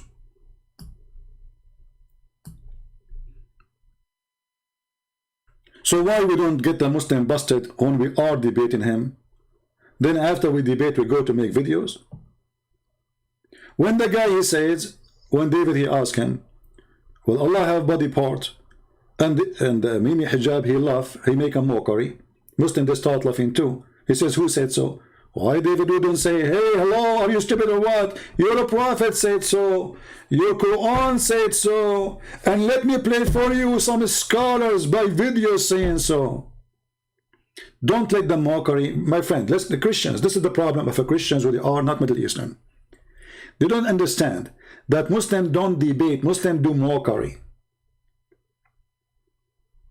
So when you debate a Muslim, you prepare yourself that this person tried to make a mockery of you. He have no answer. He is a coward. He is a liar. And therefore, there's no debate. There's a mockery. And the only way to deal with mockery is to wipe the floor with his face, with his own medicine.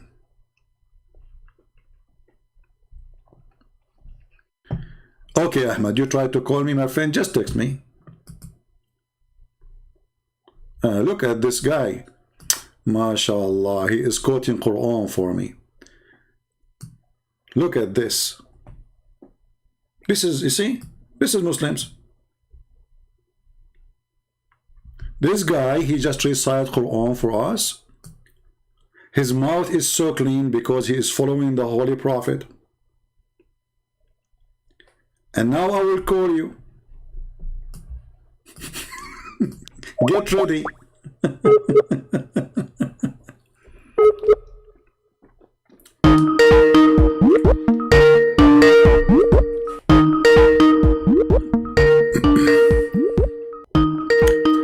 Answer, Abdul.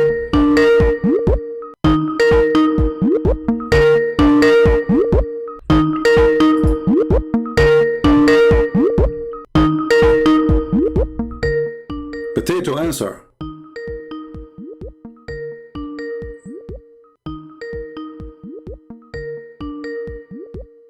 Potato.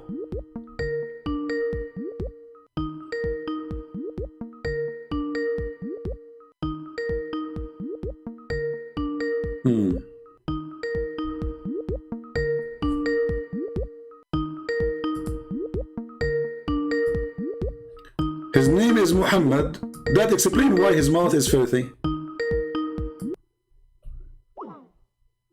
Muhammad is unavailable. Where you go, Muhammad? Where you go? Try to clean your mouth? Your filthy mouth? Potato.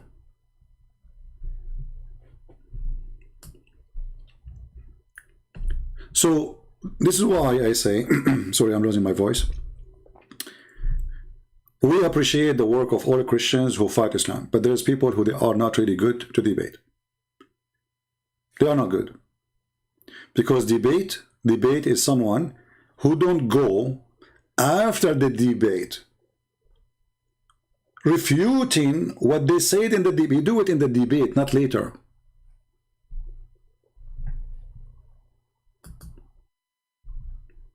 Right? When they went to Uthman, they start talking about philosophy. What philosophy? I mean, those people, they are doing shish kebab, hummus. Are you going to a coffee shop talking about philosophy now? Who cares about philosophy?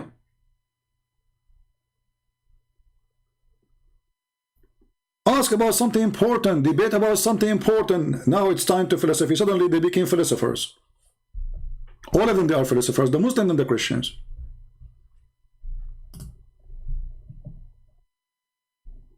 Even Mimi Hijab, he has his own website, he says, a philosopher.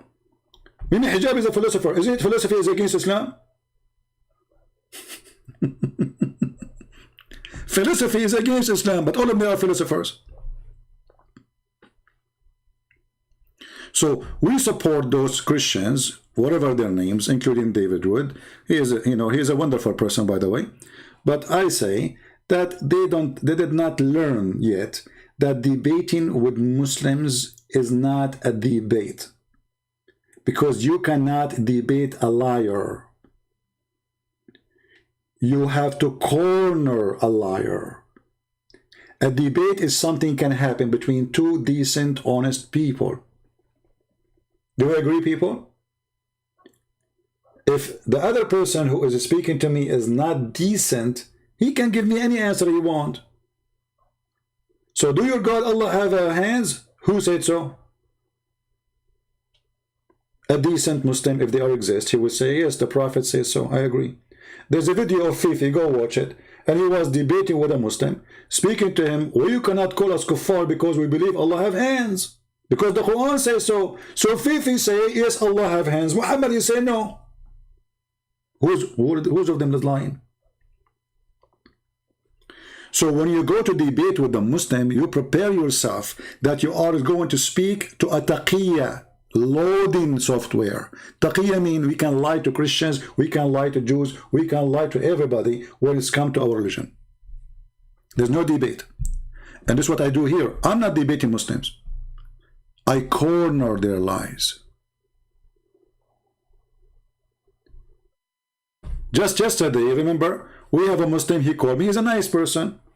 He started doing duct tape, duct tape, duct tape, duct tape. Anything we show him, he say, yeah, this is bad. But I think this is not true. It's not, the Prophet did not say that. Even the verse in the Quran, he says, I think this is not from the Quran, really, somebody put it there. Duct tape. So we should remember always.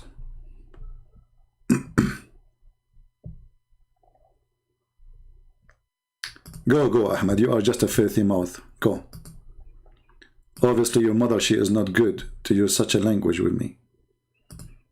I think you are born from muta. Don't come here. Go clean your mouth first.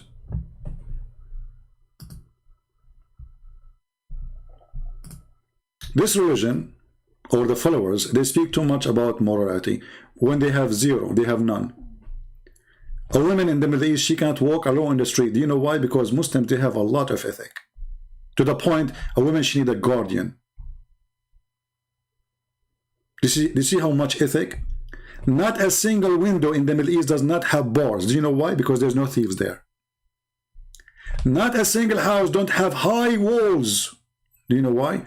Because Muslims, they are decent. They don't jump over the wall. They don't spy at your wife if she is showing her legs.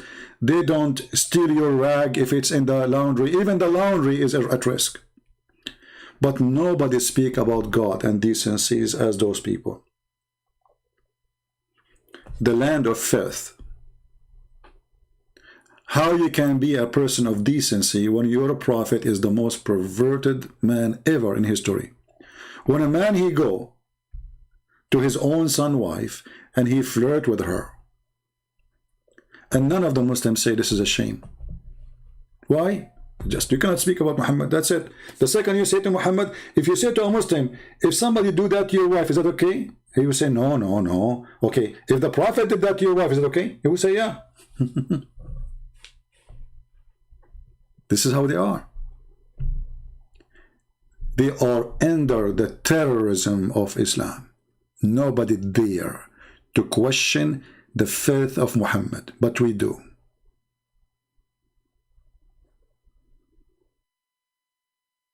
Do we have any Abdul? At least he have a clean mouth to speak to us without the F word. By the way, you can say the F word as long as you're reading Quran, because the Quran is full of it, or the Hadith.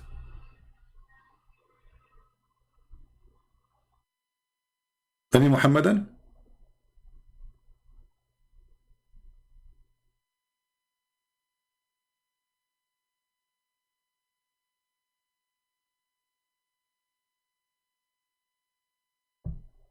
Anyone?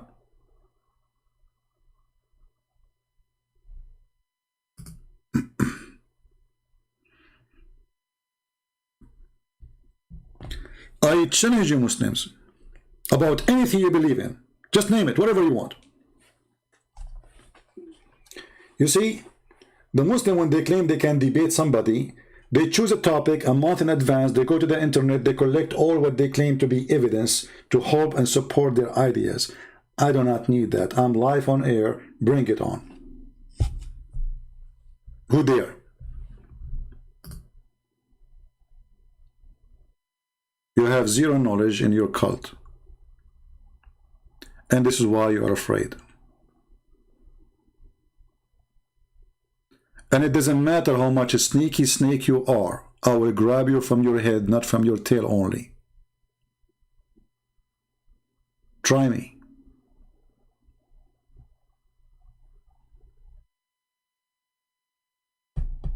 Any Abdul? Open it, challenge. Open challenge. We have a Muslim, his name is Abraham. Abraham, how are you doing, my friend? Why you don't give me a text? I will call you. I like to hear your opinion about your religion. What do you think, Mr. Abraham?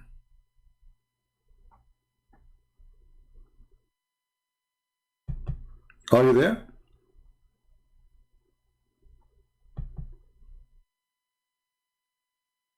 They are heroes in the chat. They are zero to call me.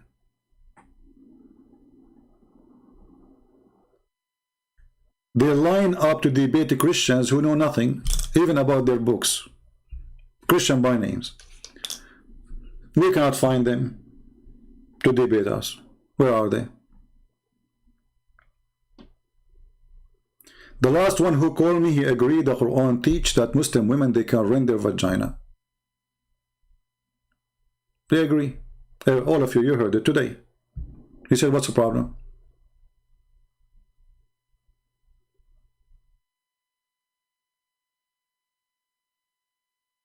It's a problem for the Muslim that Jesus is God, but it's not a problem that his sister, she can rent her vagina. Do you see the madness of this stupid religion? How awkward it is.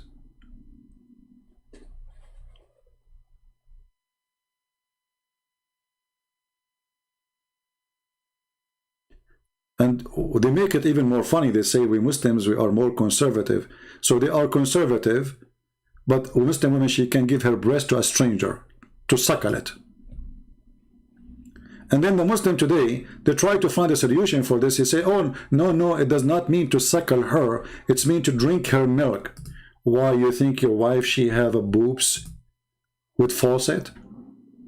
In Arabic, it says, suckle him. She did not say, Muhammad did not say, give him milk from your breast. And even this is your Mimi hijab going around saying to a Muslim sheikh, can I suck your wife's tits?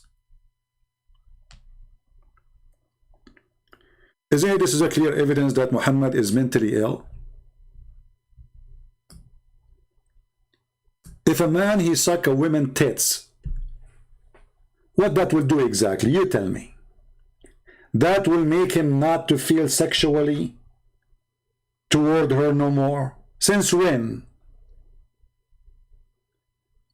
So now those who do porn, when they do suckling, and I'm talking about Muhammad now, when Muhammad was doing suckling to his wife's breast, he is not having any sexual desire to them no more. Is that like the nature of a human being? When you suckle a woman's breast, you lose your desire? Isn't it obvious that this person is making fun of you?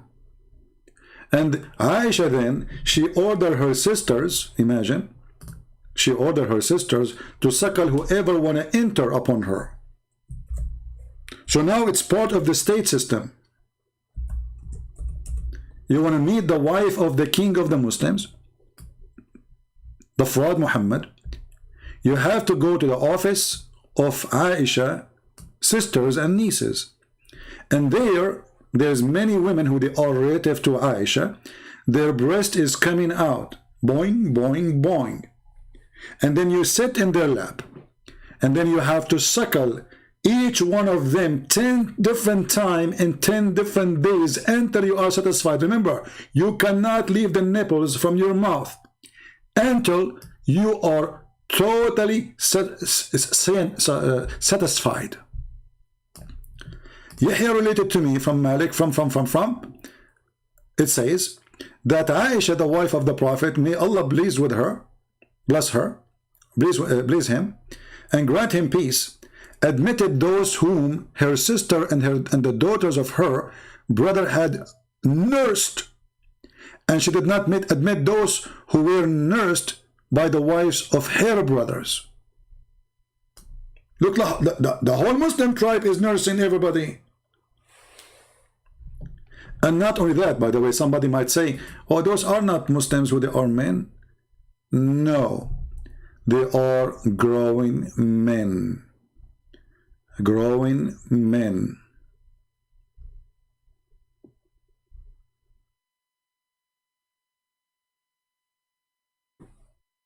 And there's tons of hadith about it.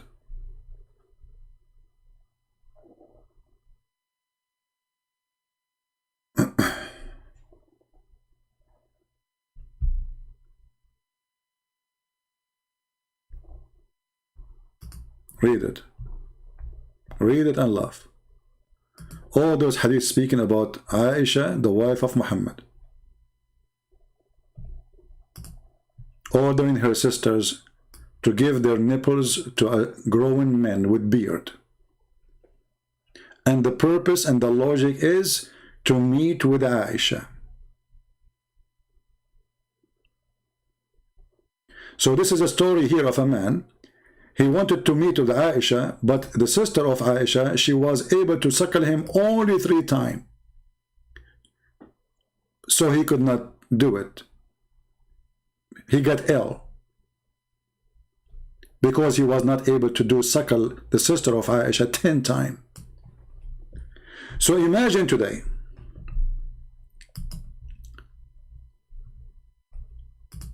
I go to meet with Aisha. I have to go to her sister and she have to give me her boobs and I have to suck her nipples 10 times. And what is the purpose? I can meet with Aisha.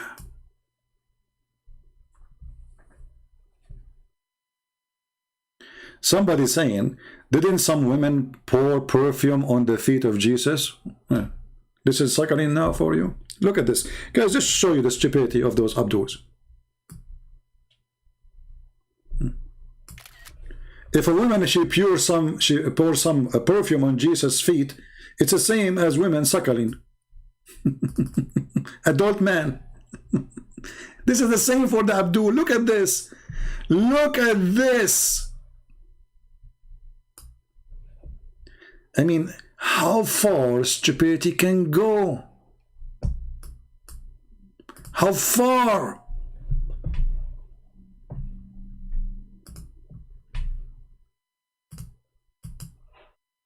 Sometimes I ask myself, when the Muslims, they try to find an answer, where their stupidity is coming from. We are talking about a woman.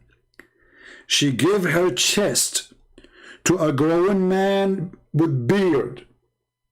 He is not her, I mean, even if it's her son, which mother she will give her breast to her son, even if he is her son, he is her son. She will give her breast to someone, her son is 30 years old. No woman will do that. And no son will accept such a thing. Your prophet is a perverted man. And now the man, he suckled Aisha's sister 10 times, let us say. He's not going to sleep with Aisha no more. Oh, because he slept already, he have enough from Kulthum. Do you have orgasm from Kulthum, so he do not need Aisha now? And why 10 times? What about 9? What 10 times will do?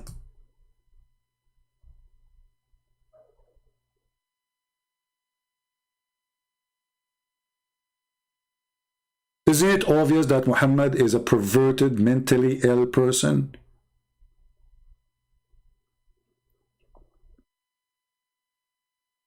This is God.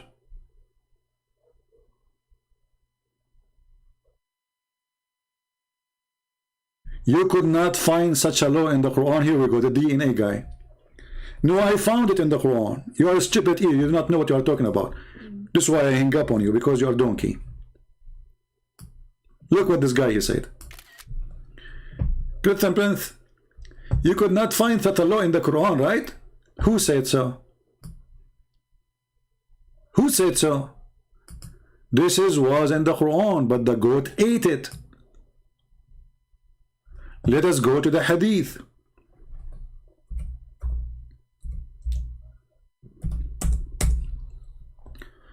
while Muhammad dead, he just died, according to Aisha, a female goat from YouTube, her name is Mimi Hijab.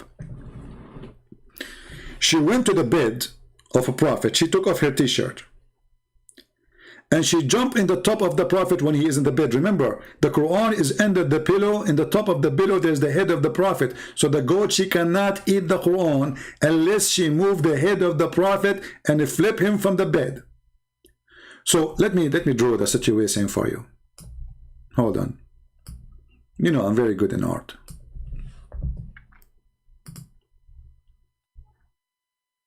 You cannot live without my art. Just face it.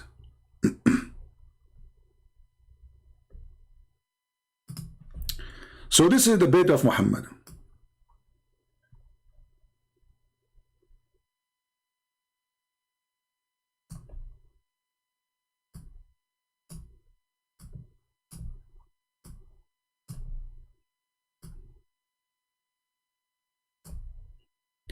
And this is Muhammad.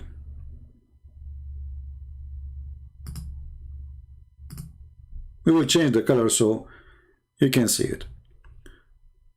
This is the Prophet Muhammad head. This is his body.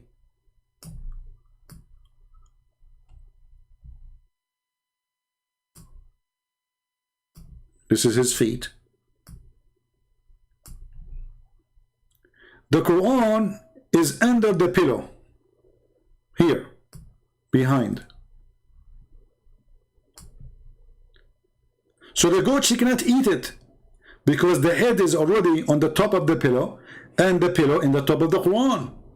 Okay, so now how the goat, she will be able to eat the Quran? The answer is very simple. The goat, she jump on the top of the prophet. Let's make it a different color. Hold on. Let us use something blue. Oh, this is a blue. Blue is not showing really good here. We need different background. Let us make it a green maybe. So this is the goat in the top of the prophet.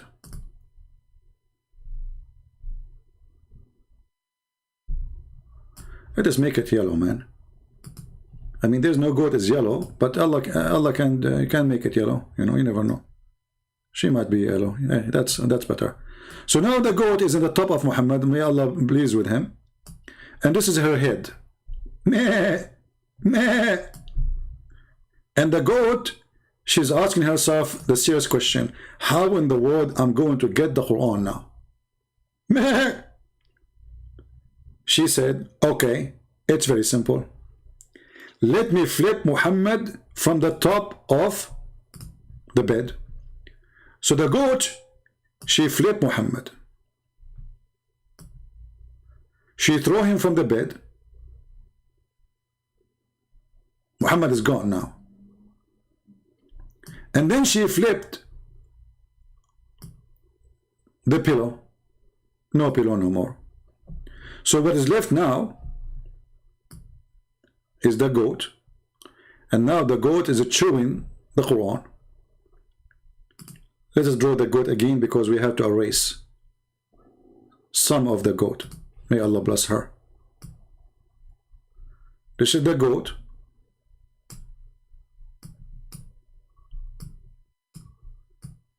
I know that my drawing is the best. I understand, you know, I'm born this way. What I can do? I mean, I cannot stop my skills. So this is the goat, and this is what is left of the Quran. And the goat like, and not only this, what making this story suspicious for me, that the goat, she did not eat the whole Quran. She flipped the pages, and she chose certain verses and certain chapters. She did not eat the whole Quran. She is picky. This is why they call her at that time, by the way, the picky goat. Picky. She did not eat the whole Quran. She flipped, like she flipped the pages. page number 2, page number 3. No, not this one. Not this one. Not this 3. Oh, no, not this one. No, this chapter Al-Baqarah. No. Nah, not this one. Not this one. And she is using her tongue, by the way. If you think she can't flip the book, you are mistaken. Go watch the goats. So she was using her tongue, flipping the pages one after one. And because she speaks Arabic very well and she is very well educated, she graduated from the GOAT online university. She found the verse finally. Oh yeah, 10 times breastfeeding for adult. This is what I'm looking for. And then she ate the verses. And now the Muslim, they cannot find those verses no more.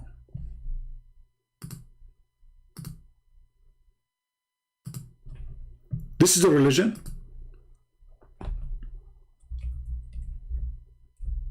Muslims, the goat, she ate the verse in the page. She did not eat the verse in your memory. Don't you Muslims, you say you memorize the Quran by heart? Did the goat eat your memory too?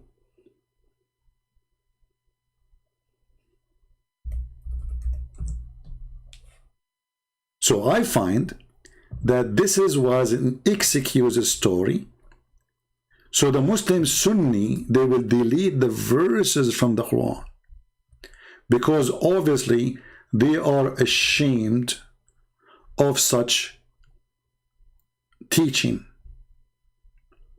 So what we will do, let us blame the goat. But who is the naive in the world when I believe in such a garbage story?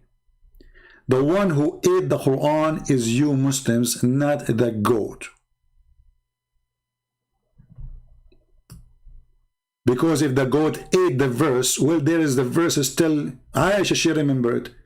The Muslim, they receive it. The goat ate the verses, but she did not eat your memory.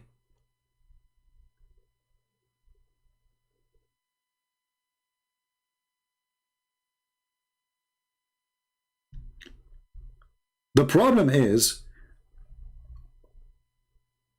Muslims who they are ashamed of their cult. They are so desperate to find an excuse. So they come with the stories. It is humiliating even for the religion. It's so stupid. How in the world you want to say our book is protected, preserved, if a goat was able to eat it and now you cannot even recite the verse for me? Who as a Muslim can recite that verse? So what we say? Oh, the goat, she ate the book, brother. And to make it more stupid, the goat, she flipped the prophet from the bed. She ate the goat in the top of the prophet. She ate the book. So the story is disrespect to a man, they worship him as God. Disrespect to a God, they claim that he protect his book. And the story itself proving that Muhammad is a perverted man anyway, because what kind of God he received or he sent to his prophet such an idea, a wisdom, that a woman she have to give her boobs 10 times to be suckled or to suckle a man so he can enter upon her.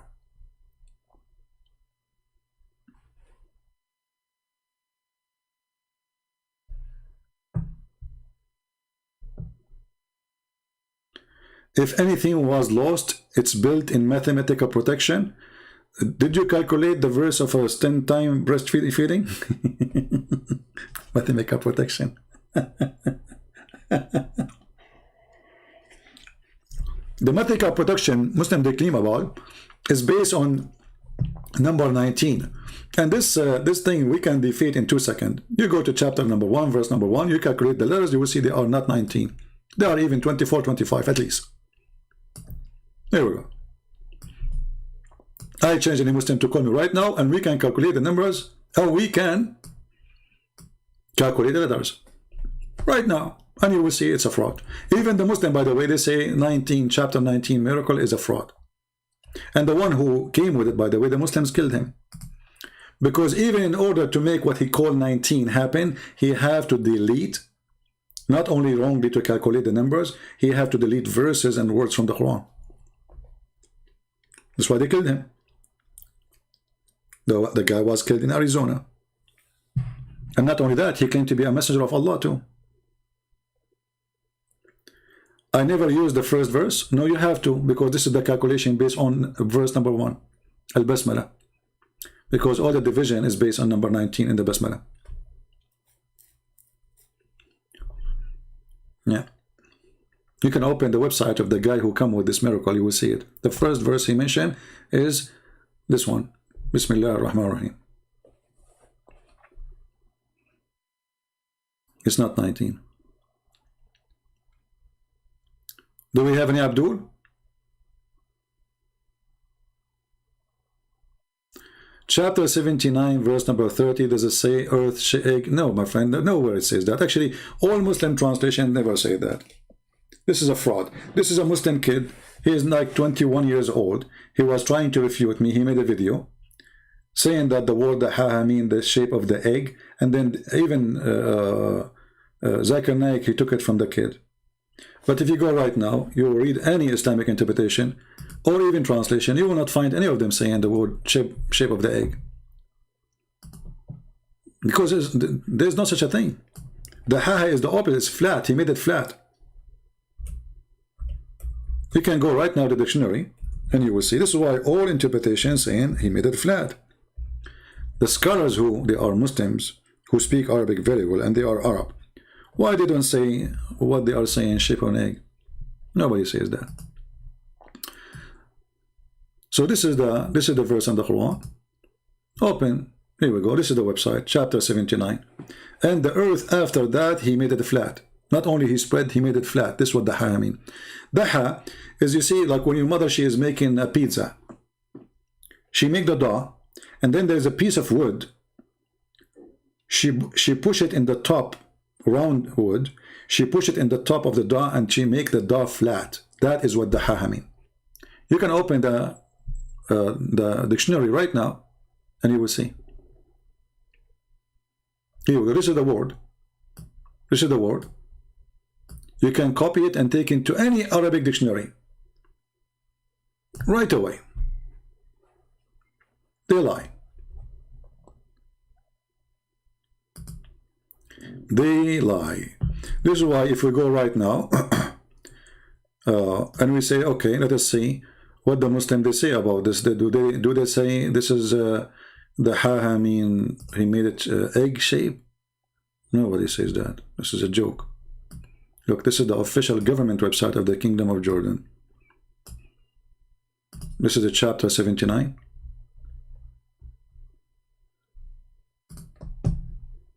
Verse number 30. They said the opposite. He said the earth made it flat. Read it. This is what the ha mean. He made the earth flat. Read it. He spread it out, the earth. He made it flat. Do you see it? So why, if the word is shape of an egg, they say he made it flat? Since when the egg is flat? Maybe after he cook it?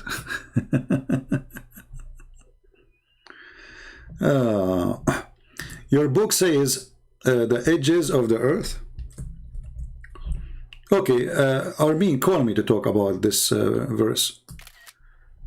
You want to call you? Mr. DNA? Do you like me to call you? I don't know actually if I block you because you're stupid. I think I blocked you. But just to show you how stupid you are.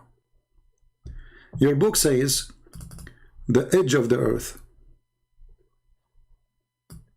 I want you to say in front of everybody that whoever says such a thing is stupid. Say it. Is that fair, guys? It's a challenge. I want you to say whoever says the earth has edges, he's stupid. I'm waiting for you. Armin.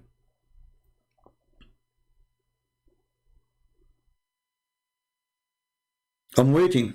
Say, whoever say the earth have edges is stupid. Just say it.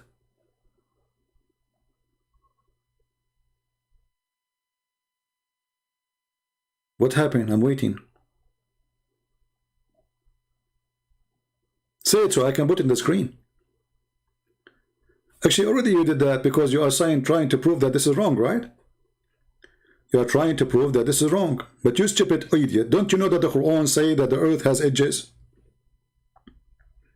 So because you are a donkey, you have no knowledge of your stupid religion, you claim that this is an error. But now if we accept that this is an error, that means the Quran is the book of error.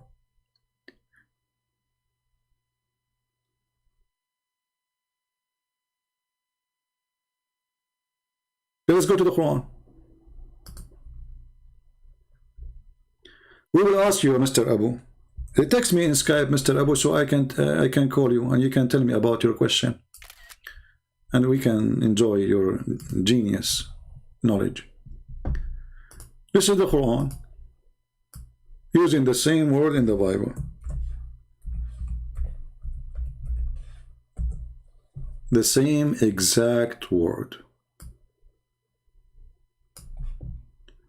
أولم يروا إن نأتي الأرض ننقصها من أطرافها, the edges of the earth. Chapter 13 verse number 41.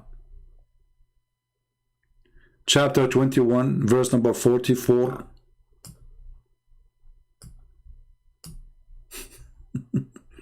Are you there, Armin? So now I have one of two solutions. Either you accept it literally, as you said in the post, or you will say to me, he don't mean literally. Are you there?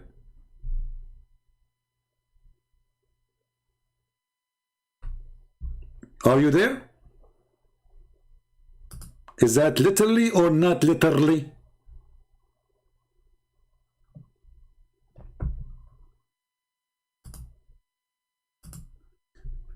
Any Abdul,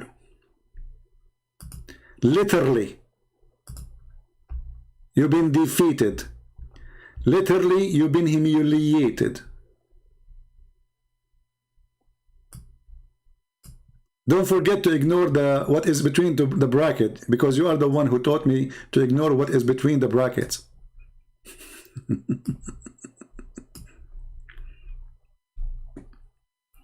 Dummy. This is why they don't dare to call me. They don't know what I will say to them. They have no idea where is the answer coming from. They are so slow. They are so dummy. They are so wicked.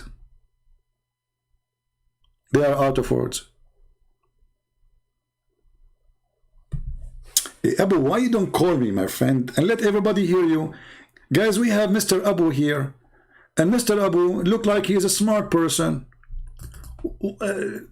Abu, text me in Skype, I will call you, even though it's getting late for me. I need to go soon. I mean, I'm live really for how many hours now? 3 hours and 12 minutes. I will talk to you like for 15 minutes, 20 minutes. What do you say, Abu? How come your God decide he would let people kill him? And if he is God, how did you know for sure that he suffered? How come your God, he let me give him a finger every day? How come? How come that Allah is suffering right now because of my talk? How come that Allah cannot refute me? How come Allah cannot kill me? How come? How come I say every day Allah is a stupid, idiot, perverted God? And how come Allah could not send me? One of you can at least refute me if he cannot come because he's wearing a veil. How come? Is Allah suffering because of my words? Or he is mute and deaf? He hear nothing, he see nothing. How come? How come your God, he gave you verses of 10 times breastfeeding for adult? Did you do it before you call me? Or you will do it after you call me? How come? When a person he say how come, I mean your religion have no come at all. Even your prophet he never come. And here we go, this is the hadith. The Prophet Muhammad, he never been able to have sex with his wife, and his wife, she never have come.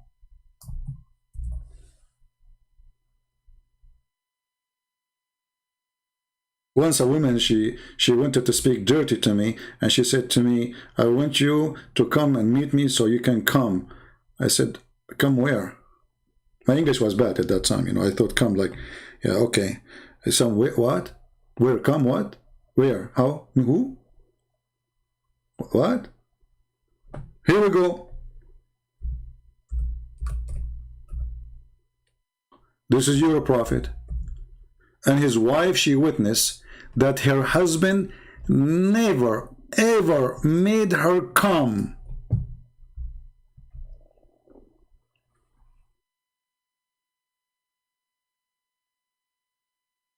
Read it. The wife of the prophet, she said to the prophet, her husband, do women even have this charge? How come? How come the prophet have the power of 40 men and boom boom, yet he could not make his wife come? Are you there? Mr. Come? The wife of the prophet, she is saying, look, what the heck? Women, they have this charge?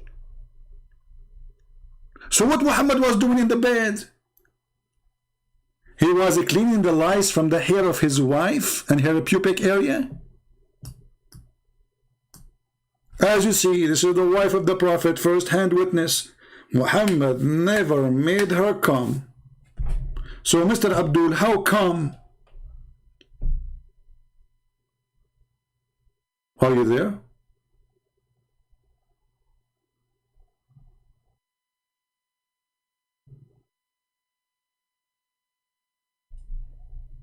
Hello? This is the hero Muhammad who used to do F his wives, all of them in 1 hour. No wonder he do it in 1 hour, because he was doing nothing. He just shake hands. The hadith says that the prophet used to F all his wife in 1 hour. By the way, 1 hour sa'ah at that time is used for 15-20 minutes. I mean, it's going to take him more time to go between the beds. In 15 minutes, he can F 13 women. Are you a rabbit? And then we find that none of them have this charge ever. Zero.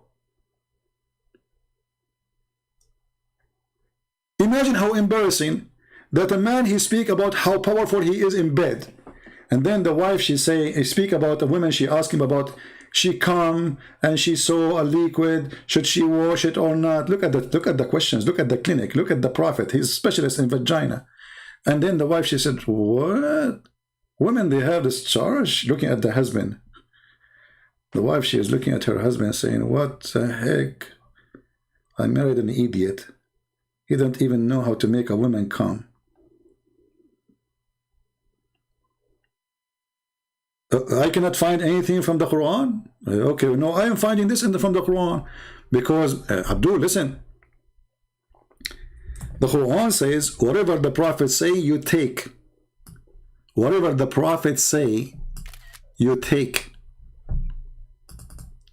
So you cannot run away from it. Whatever the prophets say. This is Quran. You're a dummy. Literally a dummy. And I bet you never made your wife come.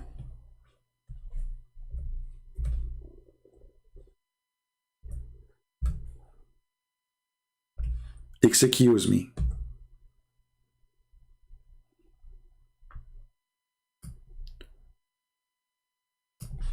This is your Quran, you idiot. Whatever the prophet he say to you, take it. So take what the messenger assigned to you. This is Quran. So any Muslim, he tried to save his ass by denying the prophet words. It doesn't work. It doesn't. You have to come. The prophet will never come, and his wife never come, and that explains why he never had kids, because obviously he never did it. Even the hadith says that the prophet, he was having sex with the wrong object. He never did it with the wives. And the question is, can we receive some DNA to prove that Muhammad ever had come?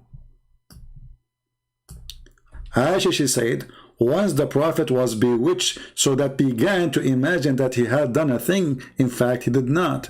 Including what? Including he come. Including what? Including he had sex with his wives. He did not. Aisha actually, she made it even more clear. She said, the prophet continues to such and such and such a period of time.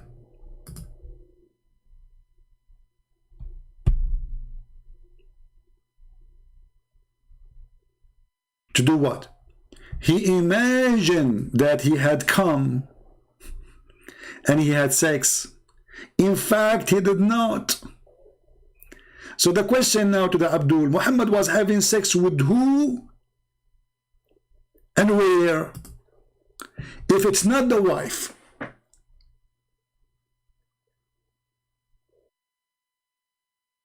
the wife she's saying, or the wife they say, he did not come to us. Muhammad was doing it where?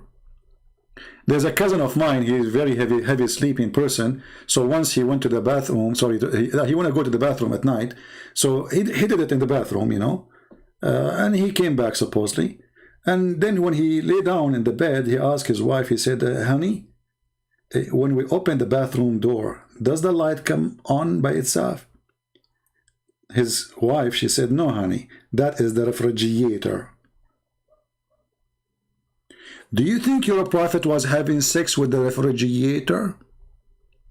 He thought it is his wife, like my cousin, who went to the bathroom, but in fact he opened the door of the refrigerator.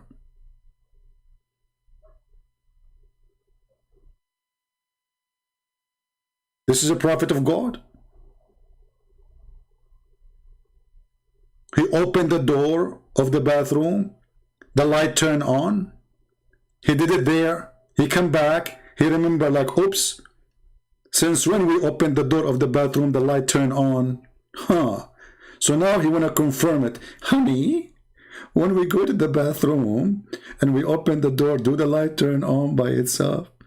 The wife, she's smart. She said, Abdul, listen, that happened only when you opened the door of the refrigerator, which means you pissed there. So your prophet was pissing where? How come? See what happened when you use one word to Christian Prince, he opened a topic about it. You just said, how come? And look what happened, a disaster. Just from saying, how come? I can make a book about it. All what you said, how come? The rest is mine. Once I made a challenge to Muslims, this is a long time ago. I said, say 3 words, just say 3 words, and I will make your prophet busted from those 3 words. So the guy, he decided to make it impossible. So he typed the word microwave. And now how in the world the Christian Prince will come with something against Muhammad? I mean, come on. I just said microwave. I said, are you sure that this is the word you choose? He said, I'm very sure. I said, are you sure? He said, yes, I'm very sure, okay? And then I got him this. Here we go. You have the microwave of Allah.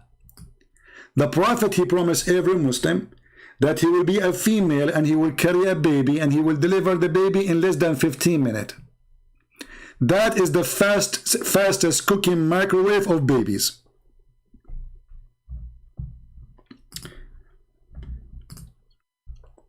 Abu saying, why your mind always speak about dirty stuff?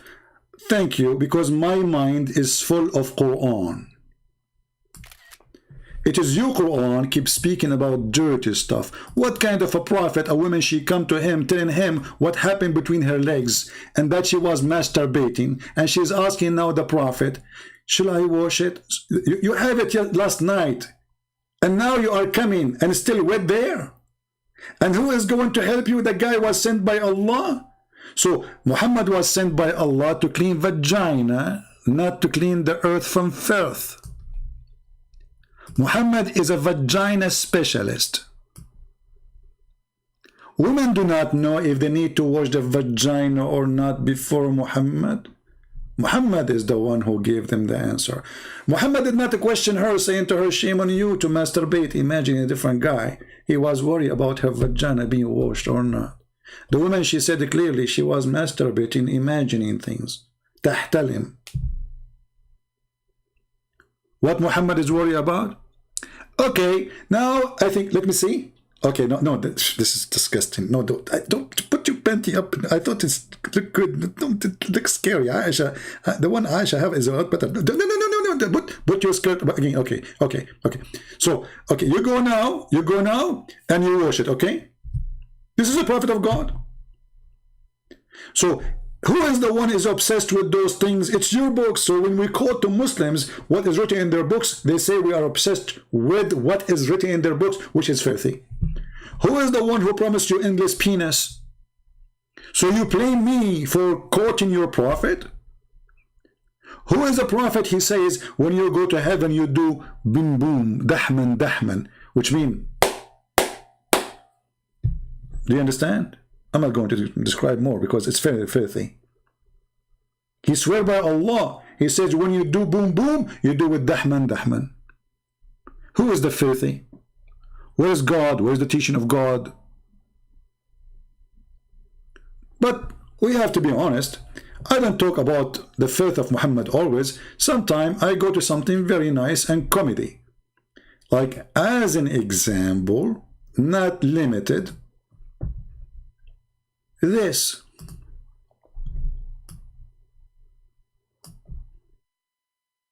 Brother. And I was half in the shade and half in the sun. So my teacher told me that I shouldn't do that. When I asked for the reason, he said, because this is where shaitan sits. So he's asking me, can you elaborate? Yeah, I can easily elaborate. This is what the Prophet told us, alayhi salatu wasalam. There are so many things, Yahya. What the heck? So the Prophet is not only specialist in vagina, he's a specialist in not to sit half in the sun and half in the shade. Do you see how deep this religion is? This guy Muhammad is so good. Sitting once and I was half in the shade and half in the sun. So my teacher told me that I shouldn't do that. When I asked for the reason, the Abdul, he's saying, it says clapping in our doctrine. Abdul, I did not say clapping, you stupid idiot. I was showing you, I was making the sound of dahman, you idiot. So the guy, he thought we are talking about clapping. I mean, do you see the stupidity? We are talking about effing.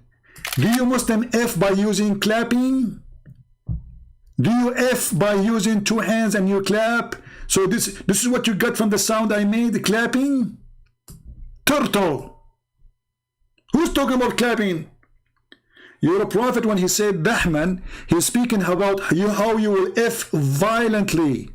And he made a sound. The guy, he thought we are talking about clapping the hands. I mean, what's wrong with those people? This is what you got from what I say to you. So your prophet saying when you F a woman, you clap. Genius. What they feed them, how they grow them, what kind of light they see. Oh, the light which came from the vagina of Muhammad's mother when she gave birth to him, it reached all the way the palaces of Damascus.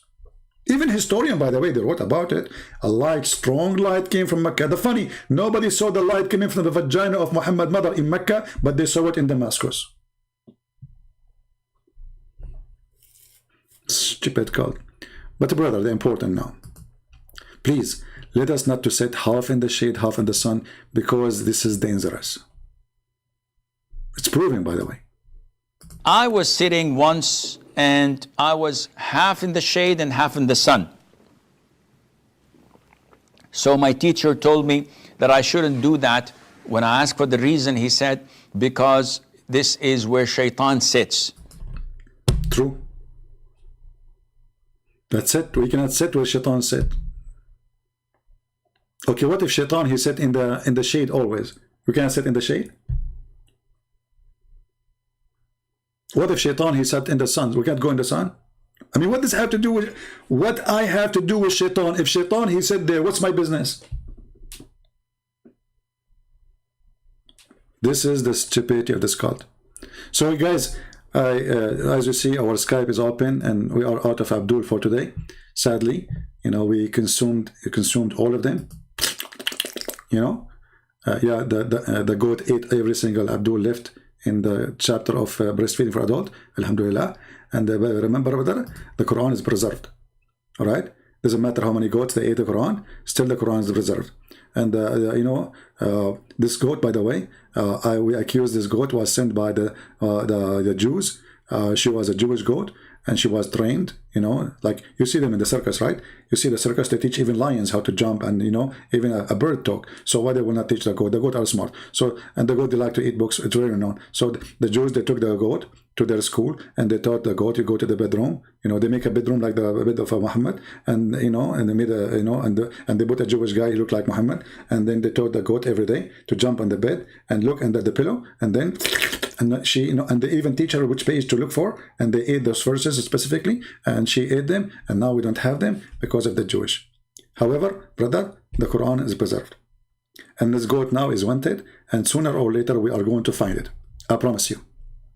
We have more than 1 billion Muslims looking for the goat who ate the Quran. If you think, goat, that you can escape what is coming, I say to you, you are wrong. We will find you. We will open your belly, and we will take our Quran holy from inside your belly. Our Quran is preserved, Mrs. Goat. And now every Muslim, single Muslim in the world is looking for you. But please, don't sit half in the shade and half in the sun, because if you do so, we cannot get close to you. For this is not a permissible for Muslims. And I was half in the shade and half in the sun. Drink, yeah, drink. So my teacher told me that I shouldn't do that. When I asked for the reason, he said, because this is where shaitan sits. That's it. So he's asking me, can you elaborate? Yeah, I can easily elaborate. I can easily. This is what the Prophet told us. That's it. That's what the Prophet told us. I mean, what do you want more?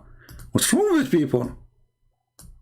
I mean, do you want more convincing explanation?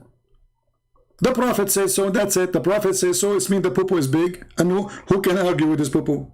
When we wake up, we sniff water up our nostrils 3 times and blow it out. Why? Why? The Prophet tells us because Satan or the devil sleeps over our nostrils. True. Did you see that? No. But what do you mean? So are you saying we did not see it? You're a liar. I have witnesses. I have true witnesses. Once I was sleeping, I was a kid at that time, you know, I was just like, you know, I think I was like 92, 91, you know. Anyway, so I was asleep, and then my grandmother, she is like 500 years old. She came to the room to cover me, because always I don't like to cover myself. So she liked to take care of me, and then she saw 2 shoes coming from my nose. Actually 4 shoes, to be honest with you, because there was 2 shaitan. I have 2 holes, 2 bedrooms. So, but at that time, what happened, there was no cameras.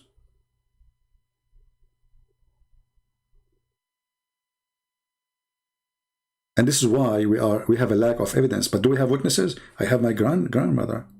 You know, once, just to show you the Muslims how desperate they are, once I went to a Muslim room, a huge chat room. And those Muslims, just say to them, somebody convert to Islam, they go crazy. So I type in the chat, I said, guys, did you hear the news? The Pope, the 3rd wife of the Pope, and his mother, who died last year, they converted to Islam today. Listen carefully. And I posted again, guys, did you hear the news?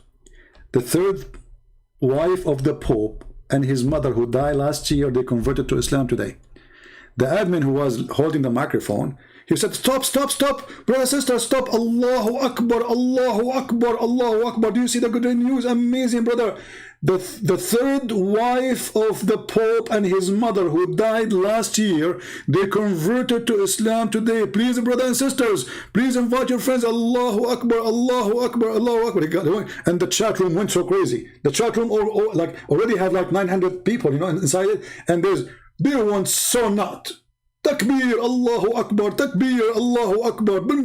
And then they want to give you the microphone to tell the news. But then one of them, he noticed, he said, oh, brother, stop. This guy is making fun of us. He said, the third wife of the Pope and his mother who died last year. What's wrong with you? Finally, they noticed after 5 minutes of a bragging like a puppy. Allahu Akbar, Allahu Akbar. Idiot. The third wife of the Pope and his mother who died last year. They don't have a brain.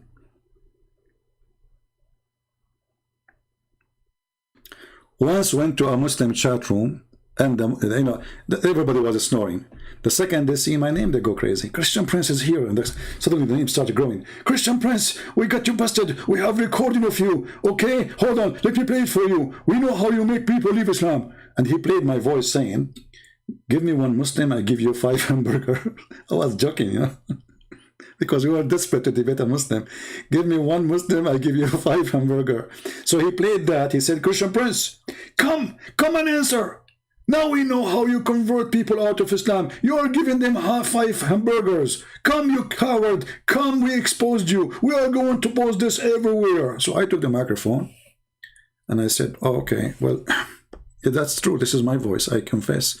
But are you saying to me that you Muslim, you exchange your God for the sake of 5 hamburger? And the Muslim, they got so upset. And the other guy, he said to him, stupid you, he even beat us in our chat room. You give him the microphone. Don't you know you should never let him talk? This guy, the second he hold the microphone, we cannot stop him. This is what they said to me. You got me busted. You Muslim, you exchange your God for 5 hamburgers. And you should see how excited he was. Like they recorded my voice saying, give me one Muslim, I give you 5 hamburgers. So the Muslim, they start thinking, and the turtle is working now. Ha. This is why each time Christian Prince, he go live on air, some Muslims leave Islam. Aha. It was the hamburger. And you know what? Let us be honest here. Who can resist hamburger? Nobody. Can you?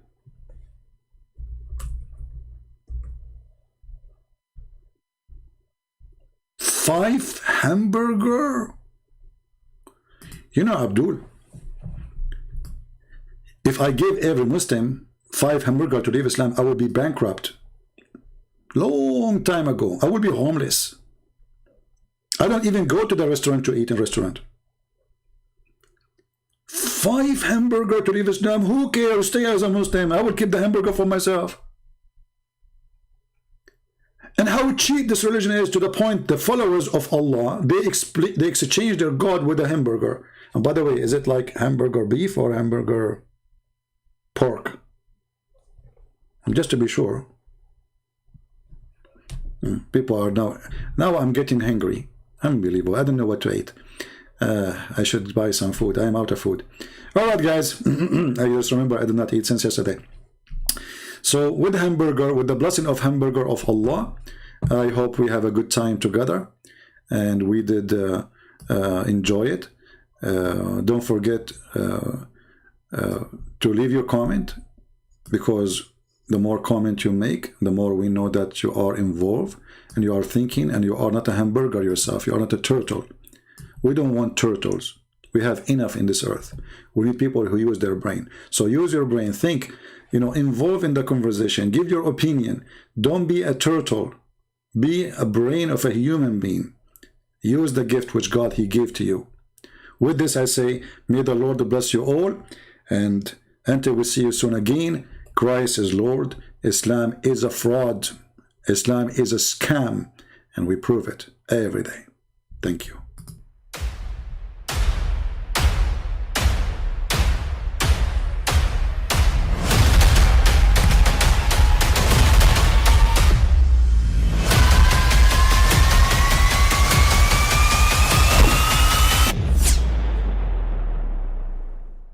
But I mean, again, he doesn't know who Gabriel is, right? Because he didn't come from an Abrahamic faith. The people of Mecca were pagan. Quran is mentioned, if this book was from other than God, they would have found in it many contradictions. If a book is without contradictions, that has no bearing on whether it comes from God or not. I've had phone books that are inerrant, but I certainly don't think God gave them. That we believe without understanding. Take this week a flag, you son of That the standard narrative has holes in it. The Prophet tells us because Satan or the devil sleeps over our nostrils. Those who oversleep and not pray Fajr on time, Satan urinates in their ears. I really do think Jesus was crucified and that he really was dead and buried. He thought that he was a son of God in the sense that he was specially chosen by God. I think Jesus really did think he was going to be the Messiah, the future king of Israel. I mean, that is, after all, why they crucified him.